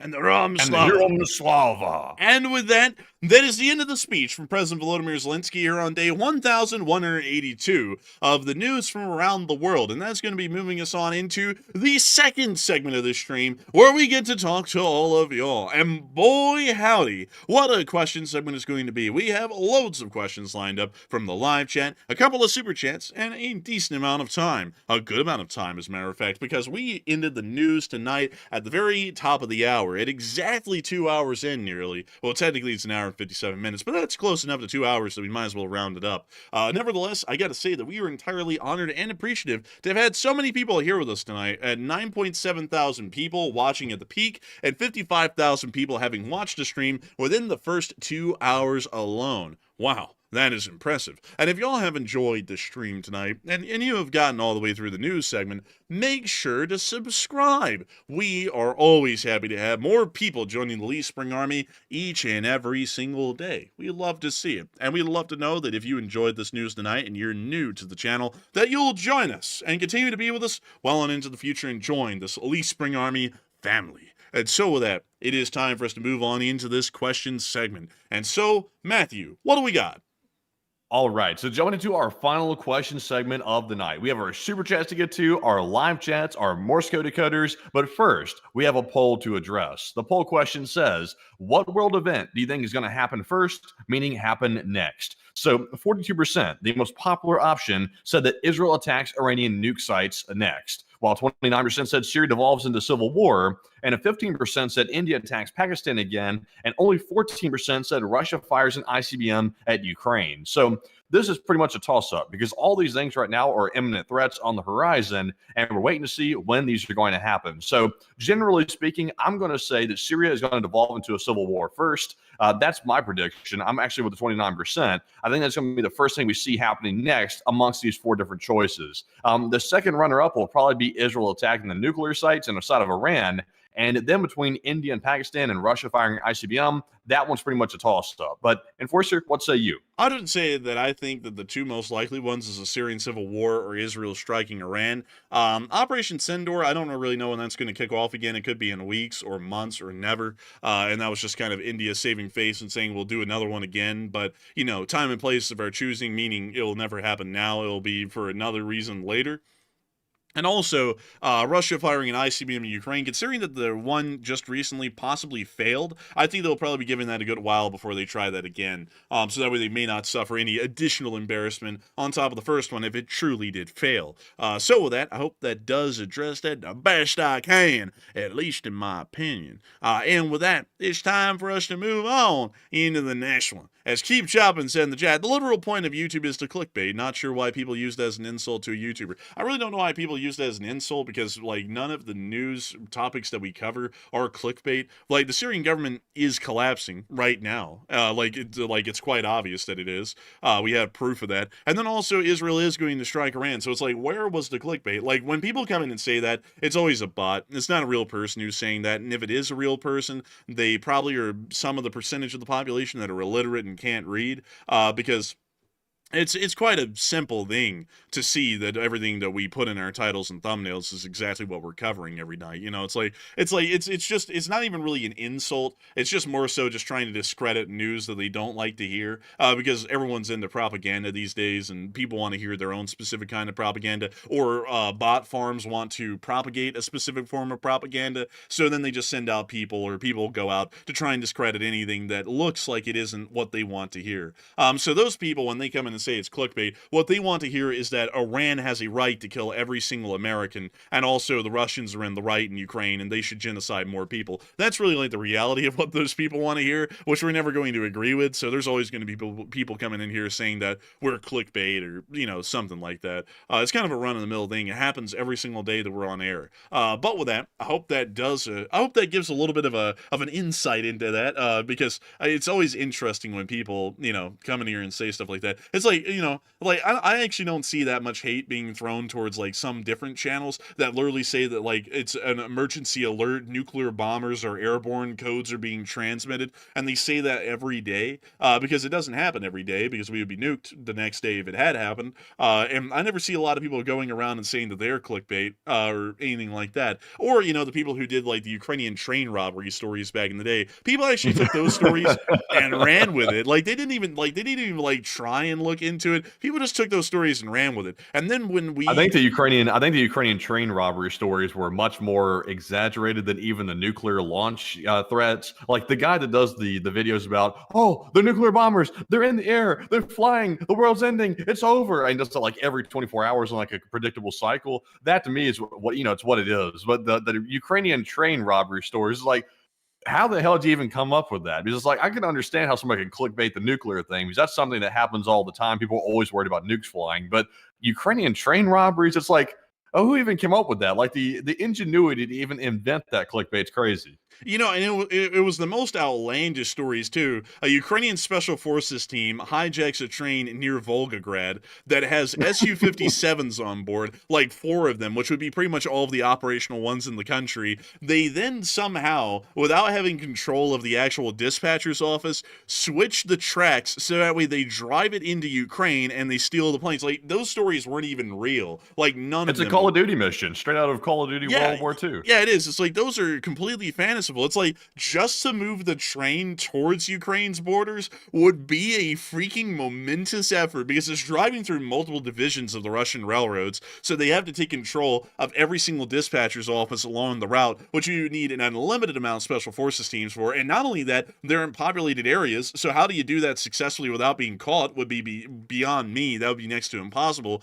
To switch all of the tracks needed for that specific train, but also maintain the timetable for every other train where they don't know something is off, for that train to make it through and then across the front lines, mind you, into Ukraine, where there are no active railway tracks that actually exist. And wouldn't they think, like, if you really think that story through, if one of these trains actually was hijacked, and the Russians saw it driving from their side of the line to the Ukrainian side of the line in the middle of an active front line, wouldn't they shoot at it? Like, wouldn't they have shot at it? Wouldn't that be something that we'd have video and picture evidence for as well? Like, those stories were literally just the rawest clickbait I've ever seen. There was no proof to any of them. They were not true. And literally the whole story, I found out that the whole story came from the Ukrainian FPV drone hitting a Russian locomotive near Kursk. That was literally the origin for that whole story, was that happened. So then they evolved it into a Ukrainian SBU team hijacked in a train carrying the most advanced jets Russia has, Su-57s, and stole pretty much all of the operational ones and brought them into Ukraine. It's like, that was the most clickbait thing I ever heard. And people took that and ran with it. I think some people still believe that story to this day, which is just insane. Like, I don't know how people could believe a story like that. But anyways, with that, I hope we got down that fun rabbit hole, because that was one that just blew me away. Also, another one that blows me away, this is one that always gets me, is that when we put something in the title, like Israel is to strike a nuke site, and then someone that we've never seen before comes onto our channel in the chat and says, hey, Enforcer Matt, did y'all hear that Israel is going to strike Iranian nuke sites? It's like, yes, that is in our title. It's like, that is what we're about to cover. It's like, that's what's happening. That's always a fun one, because I never really know how to react to that, because, like, part of me is like, well, it's in the title, like, obviously we're going to cover it, and then the other part of me is like, no way, really? Like, I really want to do that too. But anyways, with that, it is time for us to get on into some questions. So Matthew, what do we got? All right, so our first super chat of our last segment goes to the Shaniznit, who puts in a 12. And thank you very much for that $12 support, and we do appreciate that. And I believe that is your first time ever support, and of course, thank you very much for it. And it said, do you think that Russia will invade Finland like they did Ukraine? I wouldn't say it's off the table, because Finland doesn't really have the largest military. Let me go show it to y'all really quickly, the Finnish Armed Forces. Finland doesn't have the largest military by size. There are about 1.15 million males that are, eligible for military service or available for military service, along with 1.1 million females as well, because they don't discriminate for conscription in Finland. They'll conscript them all. But currently, there are only 24,000 active personnel in the Finnish Armed Forces, although they could up that to 280,000 immediately if war broke out. So pretty much they could call up all the reservists. But beyond that, it's not really that big of a military, so technically the Russians actually could possibly invade and get some ground in the first place. So it is a fairly concerning thing in my opinion, although that would invoke Article 5 and they would have to deal with the conflict throughout the entirety of Europe. They still could start it off in Finland and make quite a decent amount of ground and kind of dictate where the battlefields actually develop in that conflict if they get the first-hand attacks.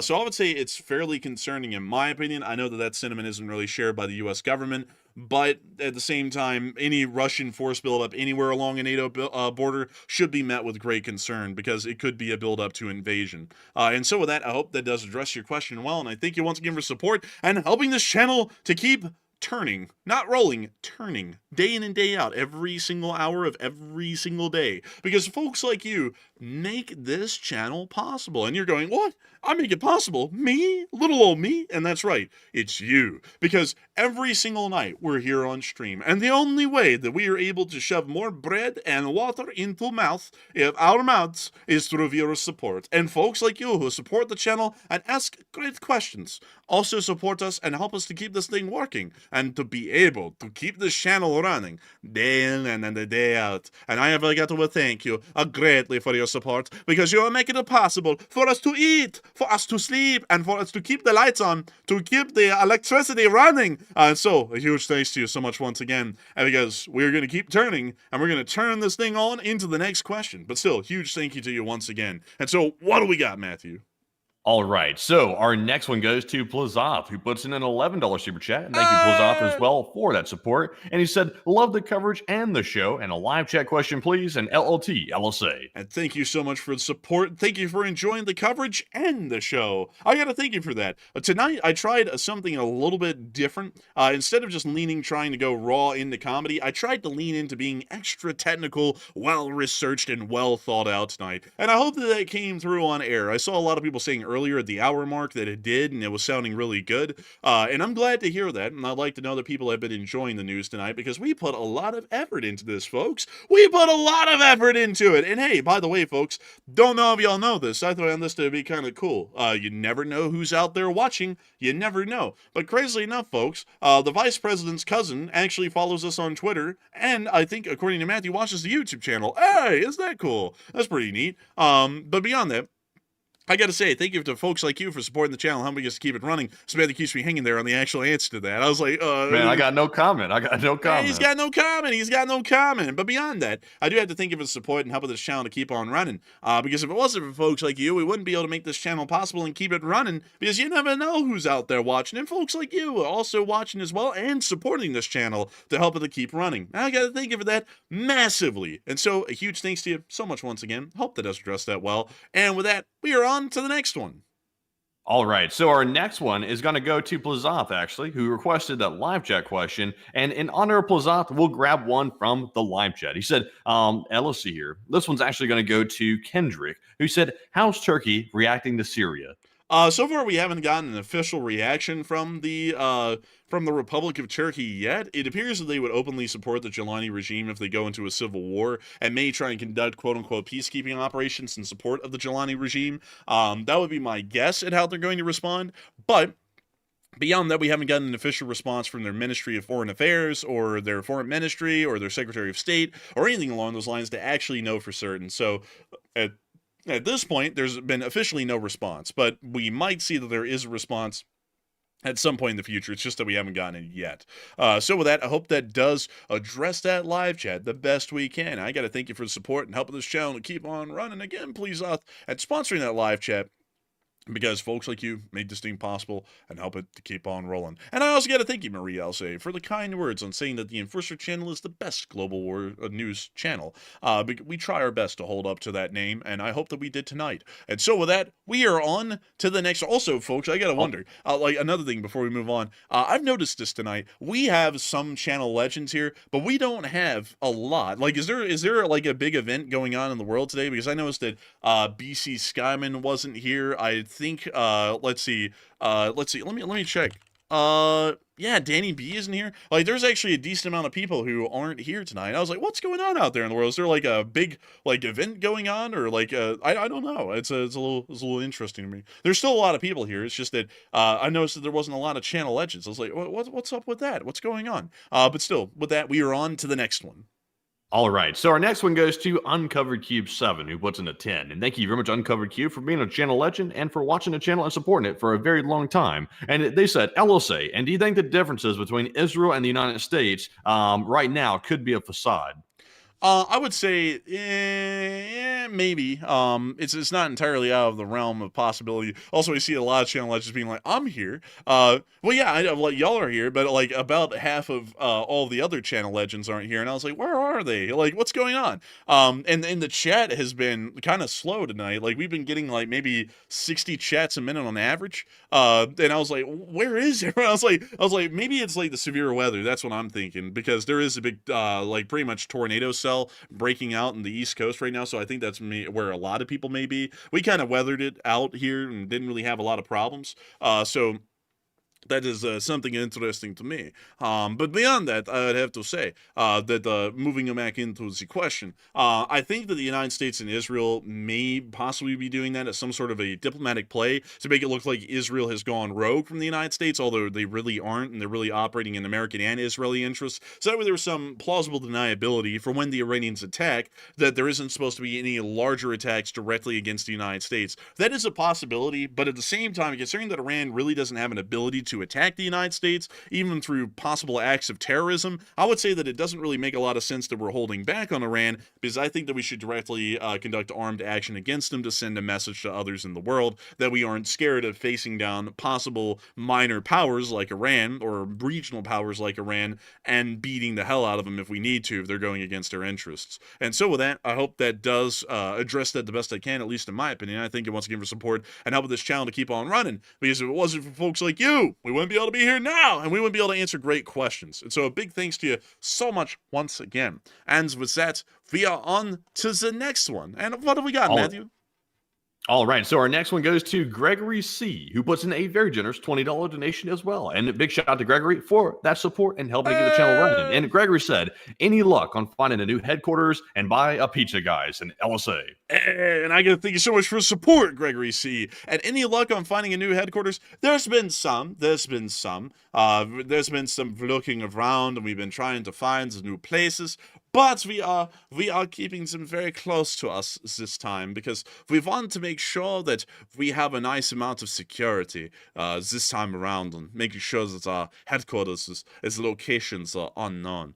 So I can't say general areas. We're looking at the central area of the East Coast. We're still looking in the Northwest. And also there's been some others considered, but Florida, we can guarantee that Florida and Washington State are out of the picture entirely at this point because of the costs and also some of the laws, which are a little bit tough for us to get around. Like, the state of Washington says that you cannot have gun for large parts, more or less. You have to be like cowboy, wild cowboy six-shooter, in Washington State. And thing is that most of my guns aren't six-shooters, so that is a small problem. Another thing is that down in Florida, Florida looks like the Florida man has inhabited most of the state and is taking Shorty to the swamp, which is a small issue because we are not exactly from Broward County, where the mountains are made of trash. Not to say Florida is a bad place. Places like Orlando and Tampa are quite nice, and also 30A is as well. It's just that those places are a little bit too expensive for us. We work on shoestring budget because while channel quite big and does quite well, it's just the fact that after the taxes and everything, we won't really have a lot of reserve income, to put it that way. But anyways, with that, I hope that does address that well, at least in my opinion. And I thank you once again for the support and asking Gregory. I thank you for asking greatly about where we are going to be, because we could be anywhere. We could end up around any one of you. So, wait and see. Wait and see. We may be right next door to you, perhaps, in the future. But still, with that, I hope that does address that well. And also, I see a lot of people talking about the gun laws in the state of Washington. They're very tough. It's what the state wants. I'm not going to be saying whether I agree or disagree with it, but I will say that I have a lot of guns that would not be legal in the state of Washington, and I like to keep them because, they are nice, and, some of them are very collectible. So I would not want to, have to go to Washington where I have to get rid of them, possibly at bottom dollar, just to get rid of them quick enough to be able to move there, that would be a little bit of an unfortunate kind of a reality. But still, with that, I hope that does address that well.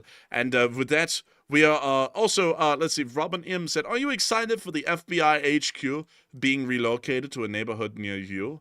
No, not really. Why is it coming? Why are you talking in a German accent? I don't know. But why is it coming to Huntsville? I don't know. That just doesn't really make a lot of sense to me. I feel like all of the federal offices should be in Washington, D.C., especially considering that all of them are extensions of the executive branch. It doesn't really make a lot of sense to take all of our federal bureaucracy headquarters and move them around the country. And so with that, I hope that does address that well, at least in my opinion. And also, it seems like a lot of people are offended by the German accent, and it is tough. Yes, That's a tough one. That's a tough one there. But beyond that, I don't really get why we're moving all the federal headquarters of the executive offices outside of Washington, D.C., because the whole point of Washington, D.C. being a federal district is that the federal offices would be in a federal district where no state would really be able to bully them. And I know that there's like a whole bunch of IRS offices that are really not, they're not in Washington, D.C., they're elsewhere, but I don't really get why we're taking the headquarters of places like, the FBI and moving them out. And also moving them that far away from the actual executive. Because I get that we're in the modern age where, you can easily just call someone up down in Huntsville and talk to them. but it's like, wouldn't it be better to actually have them within shooting distance of the White House, so that way they could just, hop on a bus or whatever, in a motorcade and shoot over to the White House if they need to and talk directly to the president. I think that's a lot more of an important thing.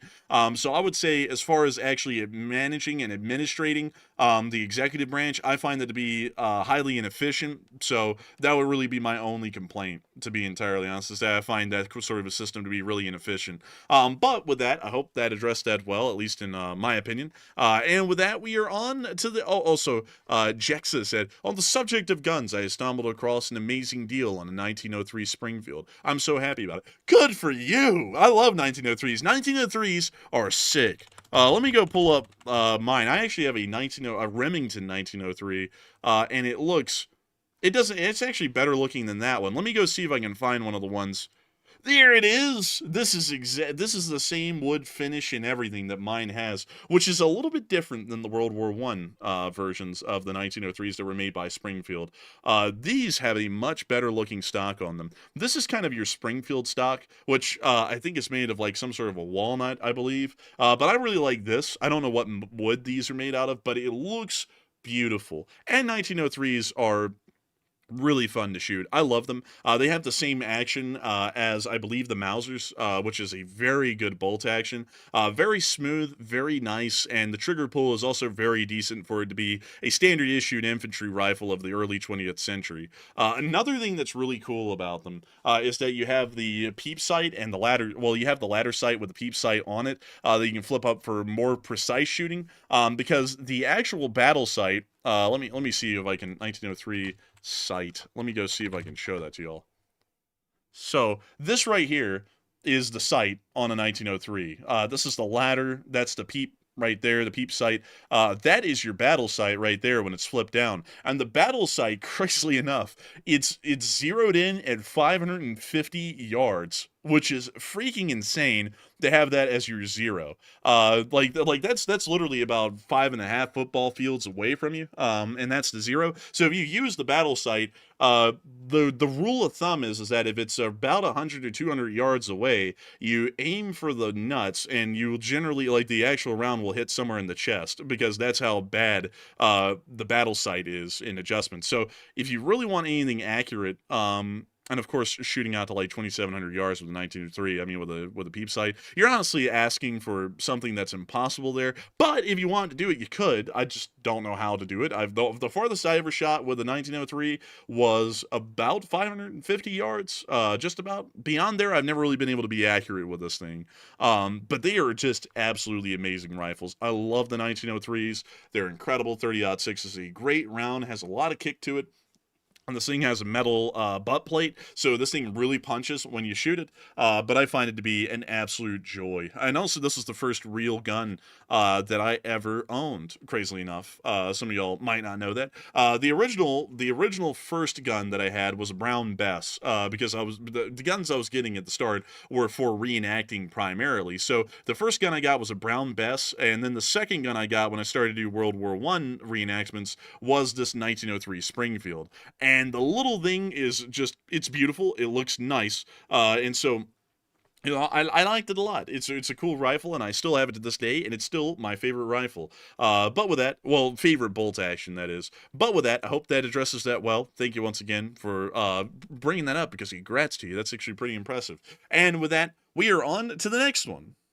All right. And our next one goes to Tom Exman, who puts in a $10 donation. And thank you very much, Tom, as well, for always throwing in that support as well and helping to keep the channel running. And Tom said, let's super chat and no ads here and take a live chat question. Hey, and thank you for the support, Tom. And of course, we don't want anyone to super chat if they can't, or if they don't want to. Nobody has to support the channel if they don't want to. But folks like you help this channel to keep on running and make it possible day in and day out. And I got to massively thank you for that, especially on nights like this. And so with that, a huge thanks to you so much once again. And we will make sure to get a live chat in your honor. So what do we got, Matthew? What do we got? All right, so the live chat question in honor of Tom Exman is going to go to none other than Kim Bennett, who said, hello, fellas. Can you tell us about some laser systems, specifically the Chasiv system for Ukraine? And thank you. And we can. Laser systems are directed energy weapons. And let's see. Let me go see if I can get this here. So this is technically the Chasiv, or at least a picture of it in testing. The Ukrainians have had this for a while now, but we've never really seen it in use yet on the front lines. But directed energy weapons like the Chasiv, the Dragon's Breath, or here in the United States, I forgot what we call our system. I know that I think that we call ours the Thor, or I think Australia calls theirs the Thor. But directed energy weapons are becoming a highly common thing around the world because many countries have been trying to figure out how to make air defense more cheap and efficient. And directed energy weapons like these are some of the most effective forms. These systems are limited in range for now and are very comparable to a close-in weapon system like a Phalanx or a Sea-Wiz with only about a range of 3 to 5 miles, but they can engage a wide variety of targets by engaging a laser beam, largely using thermal energy in the laser, to heat up and destroy specific modules or components of each weapon system, or to heat them up so much that they actually ignite the explosives inside of the weapon system and destroy it in air. They cost pennies to operate. Well, actually dollars to operate per shot, which is very cheap and wildly efficient. And so far, we haven't seen these things rolled out into mass service in any country in the world at the moment. But we are expecting that the U.S. Navy is going to be one of the primary users in the world of this kind of a weapon system. And the Ukrainian armed forces have also been really trying hard to get theirs out there onto the field. It would cut down on their air defense costs significantly and allow for them to divert money and personnel into other areas where they would be more so needed. But still, that's really all I know about this specific system. We also know that the Israelis have an Iron Beam system, which was supposed to have been rushed into service about a year and a half ago, but much like the Chasiv or the Dragon's Breath of Britain, or the Dragon's Fire, I believe it's called, and the Thor system, we've never actually seen the Iron Beam in use either, or at least seen any mention of it, or any real proof of use. So a little bit interesting how all the laser systems have been developing a lot, and some of them have technically been rolled out, like the Chasiv and the Iron Beam, but we've never really seen them in service much, and we've never really seen mention of them much beyond the announcement that they were being pressed into service.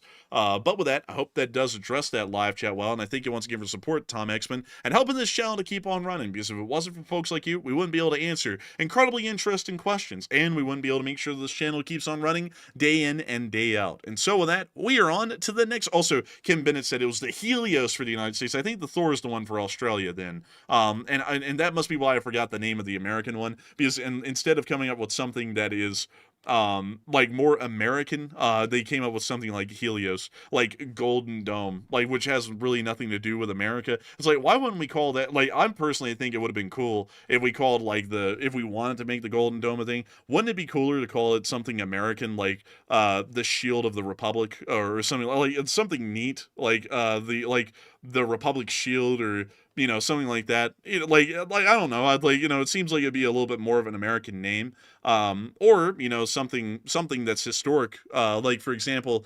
let's see here. What could we call it? But you could call it the Fort Knox space-based defense system, because it will lock down the airspace like Fort Knox. Some sort of a historical reference to something in America. But instead we went with the Golden Dome, or Helios, which is, I think, a Greek thing. So, it's like, honestly, I would have gone with a more American name, even over Helios, because Helios is more so Greek. And while I think it's neat, I think that it would be more American. And also, Legend Leo said, like how you got the Patriot system. Yeah, see, like the Patriot was called the Patriot. Like, that was a very patriotic thing. Like, there's no way to say the Patriot isn't American. Like, when you hear the Patriot, it's like, yep, that's American. And then we don't do that now. So I don't know. It's a little bit weird to me. Anyways, with that, hope that does address that well. And we're on to the next one. All right, so jumping into our next super chat. This one is going to go to Thomas D. Orazio, who puts in a 10. And thank you very much, Thomas, as well, for that support. He said, how does Russia still maintain a military base in Syria after supporting Assad in the killing of tens of thousands of civilians? It makes no sense. That's a great question. The reason why they've been able to maintain their presence at the Hmeimim air base is because after the Zelenskyy government came into control, they've been trying to negotiate a slow outing of Russian personnel and forces from the country, and most of them have left. But the Russians, once they were supposed to be leaving from Hmeimim air base, made a negotiated settlement with the Zelenskyy government that they would be able to maintain their forces and operations inside of the area of the Hmeimim air base. In return, they would give the Zelenskyy government something in exchange, which was largely largely some sort of material or equipment of a humanitarian sort, which the Jelani government agreed to. That's why they're able to stay inside of the Hmeimim airbase, and while it's considered wildly unpopular in Syria and is considered to be a pro-Russian action by the West as far as the Jelani government is operating at this point, it appears that that was the way the Russians managed to stay at the airbase. So it's a little bit interesting with that. And I would have to say that was a really stupid thing for Jelani to say that they could stay. If I was Jelani, I would have told them to leave, nevertheless, because it seems that it was a wildly unpopular move, and it already put him in the poor graces of pretty much everyone left in Syria that could have overthrown him, and they're now about to try and overthrow him again. So with that, I hope that does address your question, well, and I thank you once again for support and helping this channel to keep on running. And with that, we are on to the next one. And the next one goes to Carlos Menem, who puts in a $10 donation. And thanks very much, Carlos, for the support as well. He said, hello, your favorite president here. Oh, is that right? President of which country, I'm afraid? He said, my ancestors were Syrian, and salutes. I got to thank you for the support and helping this channel to keep on running. And I don't know who you are. Like, I don't know who you are. But beyond that, I got to say, thank you so much for the support and helping this channel to keep on running. And folks like you make this thing possible. So a big thanks to you. Hoopla! But with that, we are on to the next one. All right. And our next one goes to another YouTube channel who puts in a 10. And thank you very much, another YouTube channel, for the support. They said, great coverage, and thank you. And thank you for the great coverage. I don't know why I had to take a second there to process that one. But thank you so much for enjoying the great coverage. And thank you for supporting it so that way we can keep this thing rolling day in and day out. And so a massive thanks to you so much once again. I hope that has addressed that incredibly well. And with that, it is time for us to move on to the next one. But still, a huge thank you for the kind words and the support. Indeed. And our next one goes to Rad Doctor, who puts in a 10. And big shout out to Rad Doctor for also supporting the channel. And he said, why bother creating Golden Dome when Russia has weapons like the Poseidon torpedo? That wouldn't help. And LOC. And I thank you for the support. And I don't really know what the point of the Golden Dome system is. Because it's really trying to protect against threats that aren't really that big, in my opinion. Because they're supposed to be protecting, and I'll make sure to read you all off here exactly what it's supposed to be protecting, so that way there's no misnomer here about what it's supposed to be doing. But according to what we're hearing, it's a new missile defense system aimed at protecting the U.S. from advanced threats like hypersonic weapons and low-flying missiles. So basically, low-altitude hypersonic missiles. So to do that, we're going to put satellites in orbit that have interceptors on them, so that way they can conduct an exoatmospheric interception from space at a low-flying missile. It just doesn't really make a lot of sense how this is being explained to the public so far. Maybe there'll be some later explanations that make it make sense, but I'm not really getting it, because hypersonic weapons are not a significant threat to the lower 48 or even to Alaska, or really any even U.S. territory, because this is going to be protecting the lower 48 primarily, as well as Alaska. So this system is not being extended, from what I know, to any of the U.S. overseas territories. So what we're going to be doing is we're going to be protecting against hypersonic missiles that will never be used against us, because we are too far away for the hypersonics to actually make it at any reasonable amount of time. Because it still would take, and we did the estimations here on this channel, even on the fastest hypersonics that currently exist right now, about 3 hours for it to reach the United States from either Russia or China from either direction. So with that in mind, what is the point of having that kind of a system? I would say that a more pressing kind of a matter right now would be the interception of intercontinental ballistic missiles flying over the Arctic or the Antarctic from the Russian Federation. I think that a lot of funding and research should be developed into expanding the GMD system to be able to deal with that kind of a threat. Because the GMD can only deal with rogue states right now with a nuclear arsenal the size of North Korea's successfully, but we still have no ground-based air defense system that can deal with Chinese or Russian ICBMs and a large enough number and volume. So that is something to me that is a little bit interesting because once again, I just don't really get the purpose of the Golden Dome or the Iron Dome of the U.S. or whatever it's called. I don't really get the purpose of it, and I think that funding could have been appropriated and used better elsewhere on a different system in defense of ICBMs, or just throw it at the Navy, because the Navy really needs to have pretty much the entirety of the fleet refit, and we also need to grow the size of the Navy to offset the rapid growth of the Chinese Navy, and so far they're still being pretty much ignored in derelict in funding, which is a little bit unfortunate. But still, with that, I hope that does address that the best I can, at least in my opinion. And with that, we are on to the next one. And our next one goes to Mr. Biscuit, who puts in a 10 as well. And thank you very much, Mr. Biscuit, for helping to keep the channel running. And he says, I love the stream. And take one from the chat and LSA. Hey, and thank you so much for the support, and thank you for enjoying the stream. And thank you for being a part of the LSA, because long live the Lee Spring Army, and the Lee Spring Army will never die. Because if it wasn't for folks like you, it wouldn't be possible. And so with that, let's take a live chat question, Matthew. What do we got? All right, so the live chat question, sponsored by Mr. Biscuit, is going to go to none other than AF Kaplan, who said, regarding the Russian base in Syria that was attacked, is there any evidence of Ukrainian involvement? So far, there has been no evidence of Ukrainian involvement whatsoever, but once again, we really have no proof of anyone's involvement beyond the fact the attack happened. So I would largely have to declare ignorance on this at this point, because we don't even have an inkling of who actually attacked the base. We just know it was some sort of a rebel faction, most likely. And so with that, I hope that does address that live chat, and thank you once again for sponsoring that and helping this channel to keep on running. And with that, we are on to the next one. And the next one goes to Kyle Padell, who puts an A5. And huge shout to Kyle as well for that $5 support. He said, Enforces, can we get a HUD segment and Slava LSA? Hey, of course we can get a HUD segment. Of course we can. Let's go to St. Louis, Missouri. Oh, there's a tornado there. Right tornado. In the park. In the zoo. Damn, that's not good. That was right in the middle of the Korean War Memorial. The tornado's in it. Dang, that's actually kind of wild. What does this memorial look like? Is that supposed to be like a sundial? What kind of memorial is this? Is that a kid? Yeah, that's a kid. like that's a kid. Yeah, dang, that's a small kid. Like either that monument is massive or the kid's like extremely small. One or the other. I can't really tell which one it is. But let's see here. Let us go to Penrose. Yeah, let's go to Penrose. I don't know if it's a hood or not. I'm just taking a guess at it.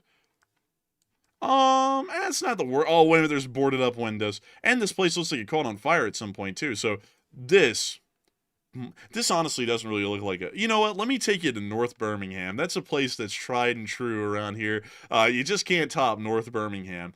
Inglenook right here. Take a look at this. This... yes. That is the hood. This is the hood. That is the hood, my boy. Yar, this be a fine hood, my boy. I know. Oh, look. It actually looked better in 2008. That's crazy. Like, look at that. That's nuts.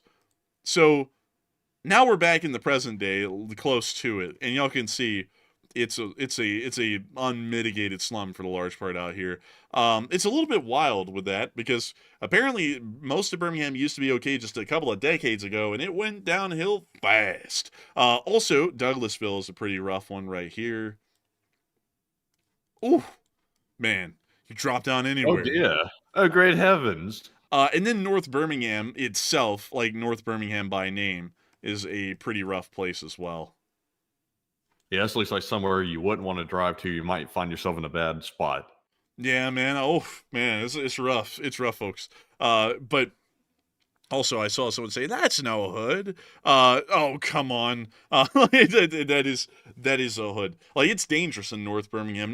Birmingham and downtown Birmingham is a dangerous place. But the really most dangerous places of Birmingham are Inslee, Fairfield, and also Bessemer, which Bessemer is actually the most dangerous place in America currently. And Birmingham is a close number 4. Just to kind of give you all an idea of what it is. Also, someone said, try a Louisville hood, and we can go to Louisville. I call it Louisville, and when I say Louisville and Nashville, just to let y'all know, yeah, that's not the way it's pronounced, but it just sounds better saying it that way when you say Louisville and Nashville instead of Louisville and Nashville. But anyways, let us see let's see, Blazing Homie said check it out, and then we didn't get a location. I'm gonna wait for you to give us I got a location for you. They said Love Cole said check out Enderley Park near downtown Charlotte. Downtown, man, the way their international airport ran, I'd assume the whole place is like a hood. But let's see here. Where was it again? Enderley Park near downtown Charlotte. Enderley Park. You might have typed that one in. Oh, here we go. Here it is, actually, right here. Let's drop down and take a gander. Oh, That's not that bad. I mean, that looks like kind of where we grew up a little bit, like sort of Wetumpka. Like that. This isn't like a brutal hood. This is like just kind of like just sort of lower income kind of place. Not terrible. It's just not great. used tires, brake job, oil. This is a hood. Like this Man, I'll is tell you what, that you know what they call it in the hood when they like, somebody gets a little out of line and they got to get, straightened out. what? They call that getting a tune-up. I'm serious. Like they call it getting a tune-up. Like they're going to give that guy a tune-up over there. That means like the guy's going to get a straightening. Man, bro, they could have tuned his ride. Also, man, look at these apartments. I bet you these are like $9 gorillion a month to live here in the hood. I bet you because Oh that's yeah, how probably. that's how it runs around here in the South these days, or really everywhere in America. Also, they said, let me solo them. They only have regular gas here. There's no plus or premium here at all. Get bent if you want anything beyond regular gas. What's down here? What is this place? Marquee. They spelled marquee wrong. And also, Charlotte Comfort Systems, heating and air conditioning. That's a really weird way to run an HVAC company is call it a comfort system. I've never heard it called that before. Oh, look, they got some transplants of like some modern homes in the midst of this right here. It's just like, honestly, this is super out of place. Like, you got a neighborhood here with like this looks like it would probably be $1 million home in today's economy, even though back in the day it'd probably be about 500,000. But they're putting it right in the middle of a neighborhood which probably can't support the home value, which is something Birmingham, Alabama does too, which I really don't like because it's like, why overbuild basically like a mini mansion in the middle of a neighborhood which has a price point so much lower than that house? Yeah, it doesn't make any sense at all. And then they'll build it there. And then all the houses around it, man, which are still in the hood, they'll be like 500,000. It doesn't make any sense at all. And then we get out here to the main street, and this doesn't look too bad. This kind of just looks like anywhere USA. But still, that's an interesting place. Also, let's see here. Did our other fella come in with an actual place? Blazing Homie 420, did you come in with a place? He never did. Oh, Northeast Louisville. Okay, so he did. Let me go over there and let me take a look. Northeast Louisville. So, this would be the Northeast around here. Let's see here. Gotta look around. You can always these are manicured lawns. This isn't it. You can always tell where a hood is because there will be no lawn care. So let's see here. Dang, not really. Let's just drop down and let's get a vibe. Okay, this is just a suburb. So let's go across the river up here to here. Would this be it? Nah, this is just mech houses in the suburbs. I'm not really seeing the place specifically. These places actually look decent. But let's see. What is in the city of Louisville? Because they have the Louisville Slugger Museum and Factory. Oh my God, that is a giant baseball bat. That's if you mess up in the hood real bad. They get that big ass bat out and they go to town. Bro, that's the one the mob uses to bust out your kneecaps. But goodness, oh look at a Lego stadium. That's really cool. That is neat. Man, that's pretty neat right there. Look at that. And let's see here. Man, impressive. That's just a cool place, honestly. And they got all the wood blanks to make the baseball bats out of too. That's pretty cool, actually. But still, I hope that addresses that well. I think it wants to give her support and help this channel to keep on running. Because we took a look at several hoods. One in Charlotte, one in Birmingham, and one apparently in Louisville. Although I didn't see it. Maybe we're looking in the wrong places. And also we looked at that one in St. Louis, which is oh so rough when you see it in real life. We saw it from Interstate 70, and when you see it from there, it really takes a whole new look. Let me see if I can drop y'all down and show it. Nah, it looks like it's hidden behind trees through here. But you'd look over sometimes, you'd be like, oh my God. Because, like, most of the buildings were abandoned and, like, collapsing near the interstate. And I remember that was the only impression I got of the whole city, and it was a terrible one. And I've always heard bad things about the city of St. Louis, too. Never heard good things about the city. But anyways, with that, also... Oh, wait a minute. We have to show them, Matthew, the bridge on I-70 that crossed the river. And that was what was crazy right here. Let's take a look. This was the look that you get when you come into St. Louis. It's rough. It's like so rough. And East St. Louis is the really bad place. Like I keep on going across the river to look, but we could just drop down here and get free hood. Like this. Yeah, that's free hood right there. Man, this is probably one of the worst in the country. I'd say it's as bad as like Gary or North Birmingham or like Detroit. This is a really bad place. Most of the city is actually abandoned. I think only like 9,000 people live in the whole thing now. And crime is rampant. Free my boy economy. Man, where'd he go? Man, they locked the economy up, man. Let him out. Man, he did nothing wrong. But anyways, with that, I hope that does address that well. Thank you once again. And we are on to the next one.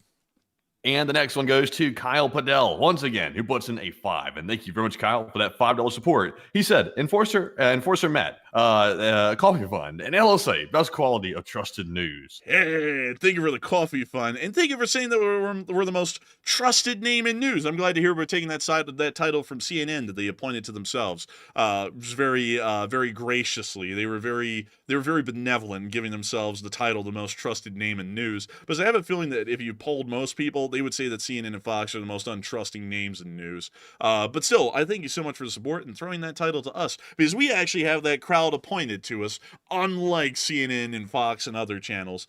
So a huge thanks to you so much once again. Hope that does address that well. And we are on to the next one. And the next one goes to Andrew Honeycutt, who puts in a 5. And thank you very much, Andrew, as well, for that $5 support. He said, I'm not taking sides, but based on research, Pakistani prime ministers having a bad time. And perhaps the military is really in power. And I'd like to hear your guys' thoughts. I don't really get involved a lot in internal Pakistani politics or power structures, so I largely have to declare ignorance on that at the moment because I just don't really know a great deal. But Matthew, what are you thinking? I'll be honest with you. I don't know hardly squat about the Pakistani government. Like, I barely know anything about it, except for the fact that the Pakistani government does have a history over time of harboring terrorists in their country and sort of doing what Lebanon does. They try to pretend like they're ignorant to it, but they know it's there, but they try to claim plausible deniability like they don't know that they're there. But there's, of course, terrorists inside of Pakistan. They were harboring bin Laden back in the day, and they're still doing it to this day. So that's mainly what I know. It's more relevant to the U.S. perspective than it is necessarily about Pakistan's internal politics. But I'll be honest with you, I'm just going to be perfectly honest. I've never found the need to get brushed up on their internal politics because it's kind of a cesspool, if I'm being perfectly honest. But that's my thoughts. I would have to agree with that for the large part. And so with that, we are on to the next one. And our next one goes to Plazoth, who puts in a 4. And thank you very much, Plazoth, as well for that support. And they said LSA. And LSA, Plazoth. And thank you for the support and helping this channel to keep on running. And with that, we are on to the next one. And the next one goes to Darth Egregious, who puts in a 3, but does not leave a comment. And thank you very much, Darth Egregious, as well, for supporting the channel and helping to keep it on the air. And Enforcer, what say you? I gotta thank you for the support. You didn't throw in a comment, but the support always helps us to keep this channel running day in and day out, and we are massively appreciative and thankful for that. And so with that, a huge thanks to you so much once again. And we are going to be moving on to the next one. But Matthew, I see that you threw up an interesting poll here. An interesting poll. Yes. And yeah. And it appears that most people are wanting something that we are trying to get the most of every night. But what is the poll saying? All right, so the question on the poll is, what would you like to see more of on the stream? And the reason why I'm asking this question is recently I've been getting messages from viewers and also comments under my video, especially today, and people were saying that they want to see more of a certain topic on the stream. And of course, it always varies. Everybody has their own opinion about what they want to see more of. But generally speaking, I'm seeing one common theme, but let's see what the poll results said. So 40% said more war video evidence, while 29% said more technical analysis, 21% said more global diplomatic news, without delving into politics, of course, and 10% said more personality and predictions. And the one thing I have noticed is people are starting to say one thing in common that I'm noticing across the entire aisle here is that generally people think that we're getting into the rabbit holes too early. Like during our news segment, we generally will sometimes go off course. Either I'll say something or an enforcer will say something, and we end up getting a little bit diverted off our news course in the beginning. Now, one thing I will say is during the second half of the stream, during the question segment, that is the part that will always be like personality predictions, interacting with the audience and things like that. That's what we're in right now, and it's always been like that, and it will remain to be like that. This is like the Q&A segment, and it's always a little bit loose and wild and sort of just interesting, and overall just about communicating with the audience. But The news part in the beginning, though, I think people want to see more technical analysis and more video evidence, and we're already doing that to a large extent. But I think the rabbit holes from time to time are getting people a little bit off kilter, where they can't follow the news as well as they used to. So I think that is the common theme. So the 40% that said more war video evidence than technical analysis, that appears to be what most people think. But Enforcer, what say you? I would have to say that is something that is a little bit interesting. I'll try and explain to y'all a little bit of the behind the scenes here on how the channel functions and why there's been some things that have been made changes, because I would have to agree with all of y'all. More video evidence would be great. The issue is that there isn't really that much of it anymore, and that is something that we've been trying to keep behind the scenes a little bit, but considering that we have a poll on it, I'll just kind of run that up at the head right now and kind of tell all of y'all. I'm the one who primarily goes around and gathers picture and video evidence every night for the streams. That's where we show pretty much all of it. We really can't show much of it during our midday videos because if it looks even slightly graphical, YouTube demonetizes the video, and, well, graphic. If it looks at all graphic, they'll demonetize the video, and that's the only way our videos get promoted. We don't want to monetize them, but when we used to demonetize our videos voluntarily, they wouldn't promote them, so we had to monetize them. So if they get demonetized, they don't plug the videos, and sometimes that usually follows with an age restriction, which could not be a great thing for the channel. So with that, we can't really show a lot of war footage or video evidence in the middle of our short war summaries in the middle of the day, but at night on these streams, we can. Problem is that there isn't really that much video and picture evidence that is coming out of the war in Ukraine nowadays. That is just kind of a little bit of a reality of life. So what we have to do, because we know that a lot of y'all are used to our normal kind of a show length, we have gotten into a decent amount of in-depth analysis, and we also started to focus a good bit more on global news as a whole, because there is a lot going on in the world. A lot of people are always interested in really affairs happening across the entirety of the globe, and the model has proven itself over about the past year and a half since we started covering the Middle Eastern situation, that whenever anything is happening in a different area, like India and Pakistan, or the Middle East, or East Asia, there are actually a lot of people who are very interested in that, and that's why we've started to transfer over from being just a Ukraine war news channel to a global news channel, so that way we can make sure that we still have a lot of news for y'all, and it's also a lot more varied and more diverse in its kind of coverage, meaning that there's a lot more variety in a given night.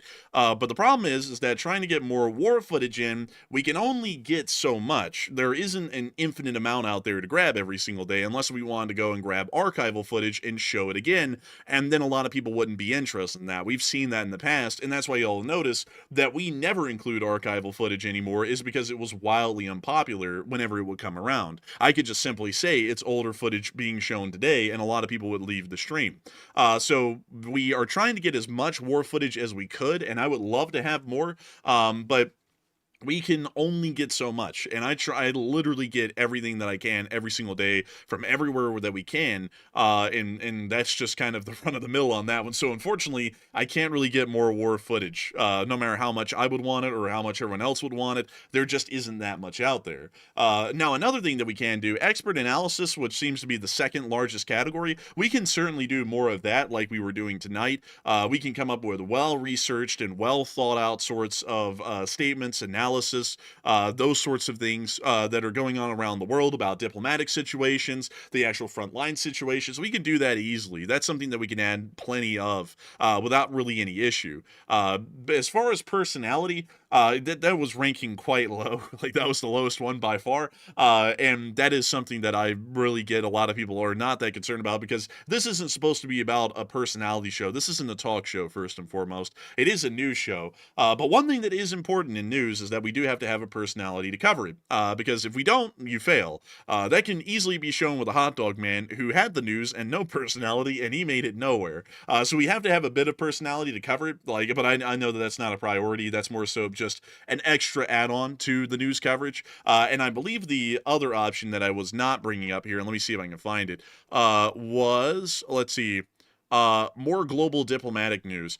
We can throw that in, but at the same time, I also want to point out that we are trying to make sure the channel avoids politics, and any mention of politics or anything close to it. We actually don't mention politics, but we'll mention the foreign policy situation, and sometimes we'll say whether we agree or disagree with that. That is something that we're trying to avoid a good bit, because the truth is that a lot of that news does not look that good, just to be entirely honest. And a lot of people don't like it when we say that it doesn't look good. And considering that we have to make sure to keep this channel running day in and day out, we are trying to curtail that news because it's something that people take as being political, although it's not supposed to be political.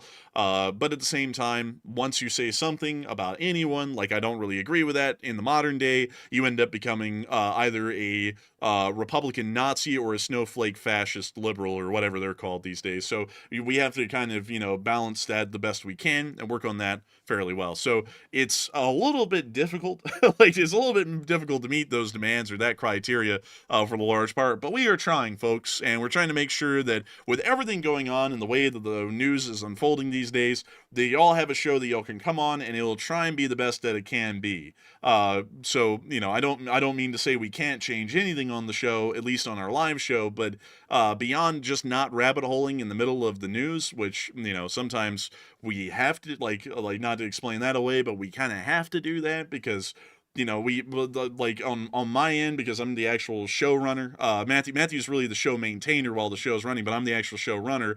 Sometimes I know when news nights are light. Like, we have big news sometimes, but there will only be about 25 news incidents, which is the minimum that I have as a criteria to have on for every nightly show. If we are below 25, we just don't run a show. If we have 25 or over, we run a show. But a news segment has to be about an hour and 40 minutes to 2 hours long every single night. And if I see that the news segment is going to be less than an hour and 40 minutes long, that's when I start going into rabbit holes. Sometimes those are very strategically done, so that way we can make sure that the news segment is actually long enough, because a lot of y'all are here for the news, and damn it, we want to make sure, held in high water, y'all are getting about an hour and 40 minutes of news every night at a minimum. So that's why sometimes y'all will see that I will go off into a very deep analysis of the Pakistani and Indian military, or I'll start talking about the comparisons of different aircraft or armed forces, or what their nuclear policy or nuclear doctrine looks like in the middle of the news segment, is because I'm trying to make sure that the news segment actually does reach its minimum length of an hour and 40 minutes.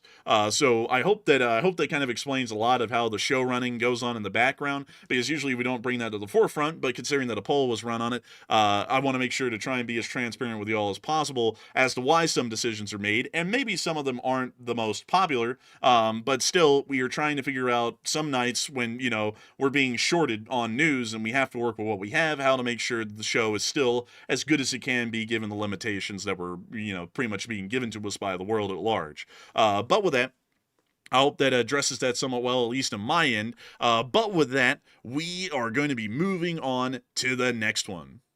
All right, so our next one goes to Badia Adrain Nikolai, who puts in a 2, and thank you very much for that support. They said, could we talk about Romanian elections Sunday? We generally don't talk about domestic politics of any country, so I think we'd have to largely avoid that. But I do thank you for the support and helping this channel to keep on running, because if it wasn't for folks like you, Badia, we wouldn't be able to make this channel possible. We wouldn't be able to keep it running. But we generally avoid elections, because at this point, any elections in the world are taken as a political thing. So if we talk about the Romanian elections, there's going to be people in here saying that we're all for voter suppression and banning parties. If you talk about German internal politics, there's going to be all of these statements of, let's see, what would it be? The AFD is literally Nazis, or, you're trying to suppress political parties, you're a Nazi. Like literally everything comes back to being a Nazi no matter what. And the fact that we would even cover it, a lot of people would end up saying something like that. Like, funnily enough, like in Britain, this is one that's funny to me, is that if you support the, like I'm saying this neutrally, but this is how I've seen it go down on the internet. If you support the Tories, you're a Nazi because you want to deport immigrants. And if you support the Labour Party, you're a Nazi because you're shutting down free speech. Like you're just damned if you do and damned if you don't either way, on no matter what you cover these days. Not that I would support either side, because we keep it politically neutral here, but literally anyone these days is just labeled a Nazi for supporting any group. Like, it's like that here in America right now. Like, you're a Nazi if you support the Republican Party, and you're a Nazi if you support the Democrats. So I guess in the end, what the reality is to most people is that the Nazis just run the world. I don't really know how it works. I really don't know how it works in people's minds, but we have to kind of work in that world, so we don't cover any kind of politics at all. Because it's the same thing with the Romanians, is that a lot of people are alleging that both sides are Nazis. So if you cover it at all and you give it like a neutral light, people demand that you make a stance, and if you don't make a stance, then you're called a fence rider, and then if you try to make a slight stance, then you're called a Nazi, just because, even if you go one way or the other. So we just generally avoid that kind of stuff. But I do thank you for the support. I hope that does address that well, and I hope you understand where we're coming from with that. That's why we just generally don't cover any elections whatsoever anywhere. But with that, we are on to the next one. And our next one goes to Andrew Honeycutt, yet again, who puts in a 2. And thank you very much, Andrew, for the second support of the night. And Andrew said, LSA all the way, and the enforcers bring the receipts. Hey, and thank you for enjoying us bringing the receipts. We bring the receipts every single night. Every single night we do. Hundreds of them a week. Actually, about 1,000. Well, actually not 1,000 of them. I think it's somewhere around 300 or 400 news bulletins a week, or news incidents a week. And I got to thank you so much for enjoying that we bring the receipts, because we try and bring them so that we have picture and video evidence to literally everything that we're covering, so that way you all have something to listen to every single night. And so a big thanks to you so much once again. I hope that does address that incredibly well. And with that, we are on to the next one. All right, and it's now time to get to our live chat questions proper. But first, let's get our Morse code decoders of the night. We had Cliff Simonson, Mark Hodges, Earl Bernew, Kevin J, Paul Schultz, David Millsaps, Royal Fluffiness, Arabelle Garbo, Johnny Dog, and Norm Pritchett. They said the Morse code decipher says Israel is about to do what they want, and Syria is about to fall apart, of course. And LLT, LSA. And ding, ding, ding, ding, ding, ding, ding. That is the sound of money, and y'all got that dead on the nail, because if it wasn't for folks like you, we wouldn't be able to make this thing possible, and we wouldn't be able to make it rolling, and we wouldn't be able to know what the Lee Spring Army Signal Corps is deciphering every single night. And I got to congratulate you for that. Congratulate all of you for that, because y'all continue to make this thing a reality every single night on getting the Morse code message. I got to congratulate you for that. And so with that, I hope that does address that incredibly well, at least the best I can. And with that, we're moving on to the next one. And also, here's another one. Like this is why we have to walk on eggshells here. Here's a great example. So Robin M, who has been around on the channel for a while, I just sat there and said, we're not touching politics, because no matter what, someone labels you a Nazi, or someone takes it the wrong way. And so you really can't talk about either side, and I'm saying what the world is saying out there. So, you know, if you support the Tories in Britain, you're a Nazi. If you support the Labor Party, you're a Nazi for different reasons. So then I say, you know, it's like that here in America. If you support the Democrats, you're a Nazi. If you support the Republicans, you're a Nazi. So in comes Robin M right here in the middle of me trying to get to the Morse code decoders, which was throwing me off, because it's like, how in the world can people misunderstand this stuff? He says, you lost me at Nazi Democrats. I don't know if people are lacking reading comprehension or listening comprehension anymore, but I didn't call the Nazis Democrats. I'm saying that there are people out there in society who are calling the Democrats Nazis and also calling the Republicans Nazis. It was a very neutral kind of an observation of the current dynamic in the world. And someone like this guy right here largely proves exactly why we have to walk on eggshells here on the channel, because literally we can say something as clear as crystal, plain as day, and someone like him is going to take the words, twist them completely out of, contort them completely out of proportion, and then take it to mean something entirely different that we did not say or we did not mean. And so it makes it impossible for us to cover anything like the Romanian election, because if we cover it neutrally, then people just peg us however they want, and they'll sit there and say, oh, we support this guy, so we're a Nazi, or we support the other guy, and we're a Nazi still. And we don't want that kind of heat on the channel. Like, it's just something that it gets really annoying to deal with. It's honestly exhausting for me, because I personally don't like that kind of stuff. It's just generally unintelligent sounding to me, and so we just completely avoid it. Also, Matthew, what were you going about? I was over here coughing, trying to hold it in. Oh, dang, man. It sounded like you went, but still, that's why. And also, now Robin's saying I must have heard you backwards. I'm not trying to go on the personal attack here, but that's kind of the issue with the modern day, is that people hardly listen to anything anyone's saying, and then they just look to be outraged instantly. Like, I'm not like trying to pick a fight with you here or anything, but we deal with that every day. And it gets really old, because we're just trying to, run the news, and we'll say something like, oh, well, skiing is fun, and then someone takes that to mean that we hate people who walk, and we want to conduct a genocide on everyone who walks on two legs instead of skis down a mountain. It's like I don't know how people do that every time, but that's something that we deal with here every day, and we have to kind of keep up a straight face about that, although endlessly people just come up with stuff to create a problem, and there's really no problem to be had. But anyways, with that, we are on to the live chat. So what do we got, Matthew? All right, so our first live chat question goes to Zay, who said, Matt, did Russia ever launch that ICBM that we heard about the other day? And sorry, I just got here. And no, they did not launch the ICBM. From what we're generally hearing, there's a rough gist that they tried to launch the RS-24 and they aborted the launch either due to a failure or they just decided to not go through with it. So from what we're understanding, they never launched it in basic answers. So with that, I hope that addresses that somewhat well. And with that, we are on to the next one. And this one goes to Old Warrior, and Old Warrior says, excuse me, I'm hearing rumors that G was hospitalized after arriving back from Russia, and what do you think? I would have to say that I haven't heard about that personally. I haven't heard about G being hospitalized recently at all. G being Man, that was a tongue twister, honestly. I haven't heard of G being hospitalized at all, though. So I would have to declare ignorance on that because I just don't know one way or another whether that actually happened. So with that, I hope that addresses my ignorance on that somewhat well, and also my Sound like an M1 Garand, like pinging, like G ping ping ping. I went. I don't know about G. Like, bro, it sounded just like a character. But anyways, with that, we are on to the next one. And our next live chat goes to Live Animal, who said, what is the intel being given to Israel? And is it the location of refineries, etc.? Bro, you still laughing at that? Yeah. Dang, man. You got a kick out of that, folks. I'll become a comedian doing like a stammering routine. But beyond that, from what we know, the intelligence being provided will most likely be the locations of Iranian nuclear research and development sites, along with additional information about satellite, well, not really satellite, but radar and air defense systems that would also be inside the Islamic Republic of Iran to help them to be able to penetrate the airspace and then also locate and destroy the targets after they've been able to infiltrate the Iranian airspace after they've destroyed the ground air defense systems. That's most likely what the information being provided will be. Because whenever intelligence providing, intelligence gathering and delivery happens, it is always specifically about the mission at hand. You never want to overshare information, even if they're an ally.